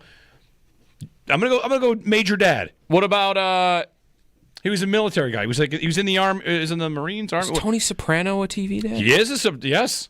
That's gonna be a tough one to top. Then I think. Well, he doesn't get to bring the mafia with him, does he? Doesn't matter. Doesn't matter. Tony Soprano's walking out of there. I think Gerald McCraney's coming on top. He'd get again the Royal Rumble. You just got to get him over the top rope. That's the only way to knock him out. Frank Costanza from Seinfeld. Right? Look at us. Look at us. We could have been talking about booking flights to New Orleans. Instead, we're talking about TV Dad Royal Rumble. I want this. All this AI stuff out there. Someone can't put this together? TV Dad Royal Rumble. What it would look like? Here we go. How about from Dan Connor from Roseanne? John Goodman? John Goodman. It's a good answer. Yep. Herman Munster. I don't think that one counts. Who knew we would find our way to the best segment of the week right here? Yes. TV Dad Royal Rumble. Yeah. Afternoon show. You guys can have this if you want. Sal's Extra Point show. You can have it. Who's like the high flyer of the group though? Because in a Royal Rumble, you got your big guys, and then you got your. You're saying you don't want a dad bod. You want someone that's the athlete, who's agile, going off the top rope and is gonna like do the spinning. Who's Edge? Grab a guy's head by his ankles and then throw him over the roof. Some crazy move. Yeah, Edge kind of. Edge is good for this. Who's Edge? Who's a high flying? Who's TV the most dad? athletic television dad of all time? That's the question you're basically asking. Yes, basically. I think Major Dad's got a good chance here. You should watch Major Dad. Tim Allen's getting knocked out right away. He's got no chance. Really? No way. Really? He needs tools. He's out. Wouldn't his character have a tool belt on though? Like probably if they're coming in as I don't think you're allowed to have tools in there. It's wrestling. You're allowed to. I mean, there's a lot of there's props. I mean, a guy had a snake in the Royal Rumble. Well, Jake the Snake had a snake. Oh. Okay. I don't think you should be allowed. I think this is he's walking in there with the flannel tucked in, and that's it. You don't get anything with that. Red Foreman. Listen, Red Foreman might be a crafty entry at this point, but I don't know that he's gonna last long. I think he'd last longer than you think. I think the age is gonna catch up there. Coach Eric Taylor from Friday Night Lights. Coach Taylor. Who was the guy from Just the 10 of Us? I don't even know what that is. I know. I'm a little before you. Is this black and white? I'm not Howard. Get out of here. When was black and white? The 70s, I'm not right? on Leave It to Beaver. When was the last time there was black and white television? I have no idea. The 80s? Not in my lifetime. I didn't watch black and white TV. You never watched the black and white TV? I watched Mr. Ed. But that was a show from the 60s. But you never watched it on a TV that didn't have color? No, Joe. I did not ever watch a television that didn't have color. Do you want to know something about me? If I did, it's because it was in my room when I was 12. Okay, and the first TV I ever had in my room as a kid was a black and white TV from like my grandparents' basement, probably. And I was only able to get like 15 channels on it. But yeah, I'd watch like Hockey Night in Canada. Let's check the chats. What people got here? Tony Maselli. Okay. Tony Maselli, he's an athlete. He was, who's the boss? Former Major League Baseball player. Okay. Al Bundy. Not the high flyer, but definitely a good one here.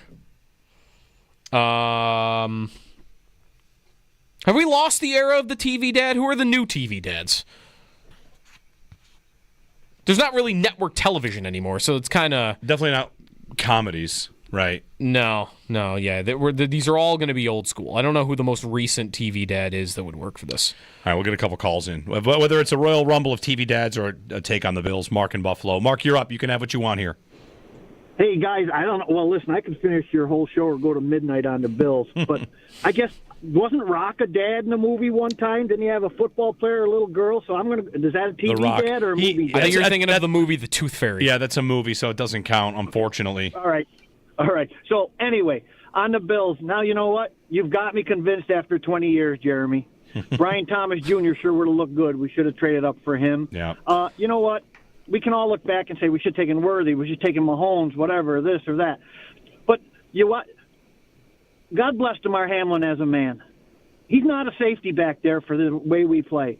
The hardest hit he made for the 2 years he's been back is when he hit Benford and knocked him out of the game. We're weak back there on defense. We really are.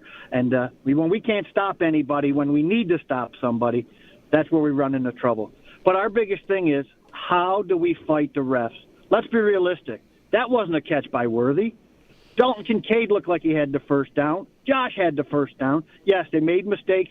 They got stopped by the Ravens. That cost them almost losing that game on a 4th and 1, whatever. And the Ravens got the ball back and went and tied it and could have tied it on the 2-point. I know I'm rambling, but still. Yep. Anyways, how do you beat the refs? That's number one. And my thing is, I guess what we're going to have to do, you got to shore that defense up. I mean, when we had Tre'Davious White, Micah Hyde, those 4 guys back there, they were solid, okay? But there's a salary cap. Now, for Josh Allen, I think what we have to do is when we make it to the playoffs, you have to call him in the room and you say, Josh, it's yours. You're going to do RPOs all game. I don't care if you run the ball 100 times. I don't care if you throw the ball 100 times. You're our Superman. If you're not our Superman, obviously we can't win. So you know what? If you throw 8 interceptions and we lose, our best shot is you have to be the man, Josh, in that playoff game. It's all you. That's a lot of pressure, but that's why you're going to make $70 million a year. Yep. Gentlemen, great show. Let's get a wide receiver. And again, I'm 63 years old. I'm like Howard. I guess I'm going to wait till next year. I had my mother's and father's ashes ready to go to the parade. I got to have a parade one time before I die, guys. I do. I really do. I love you guys. Gentlemen, I guess go Bills, and I'm still a Sabres fan, even though we stink. I'll hang up, guys. Thanks, Mark. Call of the year, Mark. Great energy, great vibe. I do like the tagline going forward of go Bills, and I'm still a Sabres fan. I still like the Sabres. Yeah, I still like them. You know, and Brian Thomas Jr. I had a thought about that very, very, very fast. Brian Thomas Jr.? Yeah, because I'm deviating more and more from like the NFL trade value chart stuff, and I'm starting to think about how value and how team trade down and team never trade up is so staunch in all these numbers. Just for a moment, consider what the price that they would have paid if the Bills had traded up and taken Brian Thomas Jr. instead of Keon Coleman. Mm-hmm. They would have given up assets. Mm-hmm. But what they would not be doing is chasing another receiver in this offseason. They would not have traded for Amari Cooper, which is a 3rd-round pick. Right. The draft day trades up and down are constantly treated like, oh, well, there it is. There's the value. And it's also treated like you have no idea who will be good. I don't buy that either. You have some idea who will be good. So I don't know. Like I think the Bills have missed a couple opportunities to take obvious needs at receiver and to have grown the room. So we're not sitting here again saying, okay, well, it's going to be an offseason. We're going to need some help at receiver. And on Keon Coleman, like, I don't know. Their room is Shakir. He's gonna stay. Samuel is gonna be on the team. We're gonna talk about bringing back Mac Hollins. Coleman's on the team. I got one spot. I really got one spot, and they should probably draft 2 guys for it because it's not just speed. It's boundary winner. It's separator. I don't know. Well, that's where I'm rambling. If it's one guy, a heavy investment makes more sense than getting 2 guys. Yeah, because the second guy's not going to have an opportunity to play. There's too many guys already in the building. That guy's going to be inactive a lot of game days, right? He's going to replace Tyrell Shavers on the depth chart. Tyrell Shavers got into, 3 games this season? So, we'll get to it. But I in the idea of this team has a lot of good players on it, but they don't have a lot of stars, and there are only a few spots to really even go after here, man, I'm going to be so team trade up this year, especially when in recent years, had you done it, we'd be done already. We'd be done here. Zay Flowers or Jordan Addison, Brian Thomas Jr. Like I know it's hindsight is 2020, but that's going to be in my head too. Is if you had traded up in the last couple of years, given who's gone, it would have worked. 803-0550 and 1-888-550-2550. Jeremy and Joe, Extendo Sports coming up. Sal's got the Extra Point Show. The Royal Rumble of TV Dads lives on in our hearts.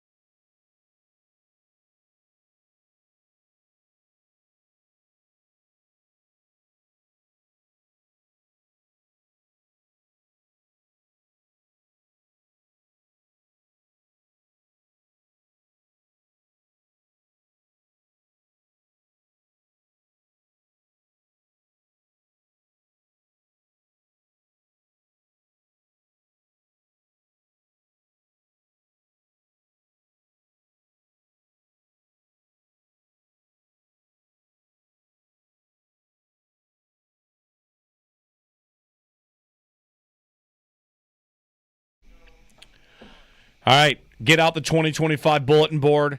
We're starting early. On ESPN's Get Up, which quarterback has the best chance to dethrone Patrick Mahomes in 2025? 3 of the 4 say Lamar. By the way, the MVP comes this weekend, doesn't it? Or no, is that next weekend? Thursday. Oh boy, I'm gonna wear a hazmat suit in here. Just prepare now. It's gonna be jacked. It's gonna get ugly. Maybe Hamlin wins comeback player of the year though. True. TV Dad Royal Rumble.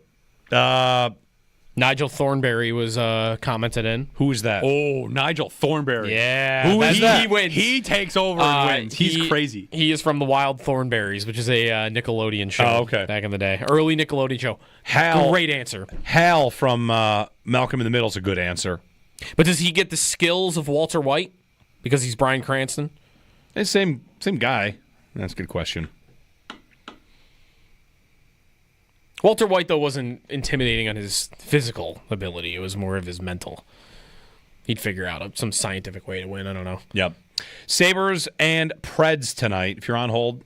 Oh, wait. Hold on. All right. How much? What? 30 seconds? Okay. Let's do it. Mike in Rochester's got TV. 30. Dad. Hey, Mike. Go ahead. Fast. 80s show. Webster. Dad played by Alex Karros. That's right. George Stephanopoulos. Yeah. I think his name. It's a great answer. Webster. Alex Karras, former NFL offensive lineman. Wasn't Merlin? That's almost cheating. Wasn't Merlin Olsen on a television show? Was he a dad in that? We could be talking about the 60s right now, and I would have no idea. Merlin Olsen? Yeah. He was an actor. Is that the Brady Bunch? What is that?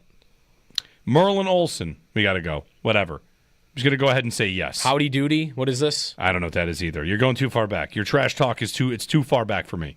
You're going to hit me with like the Cosby Show. You don't know what Howdy Doody is? I mean, of course I don't. You got to hit me with the Cosby Show in a different world. Everyone knows what it is. I don't. It's an old show, right? What else is it? I don't know. I don't know either. There's a cowboy involved, I think. All right. See you guys.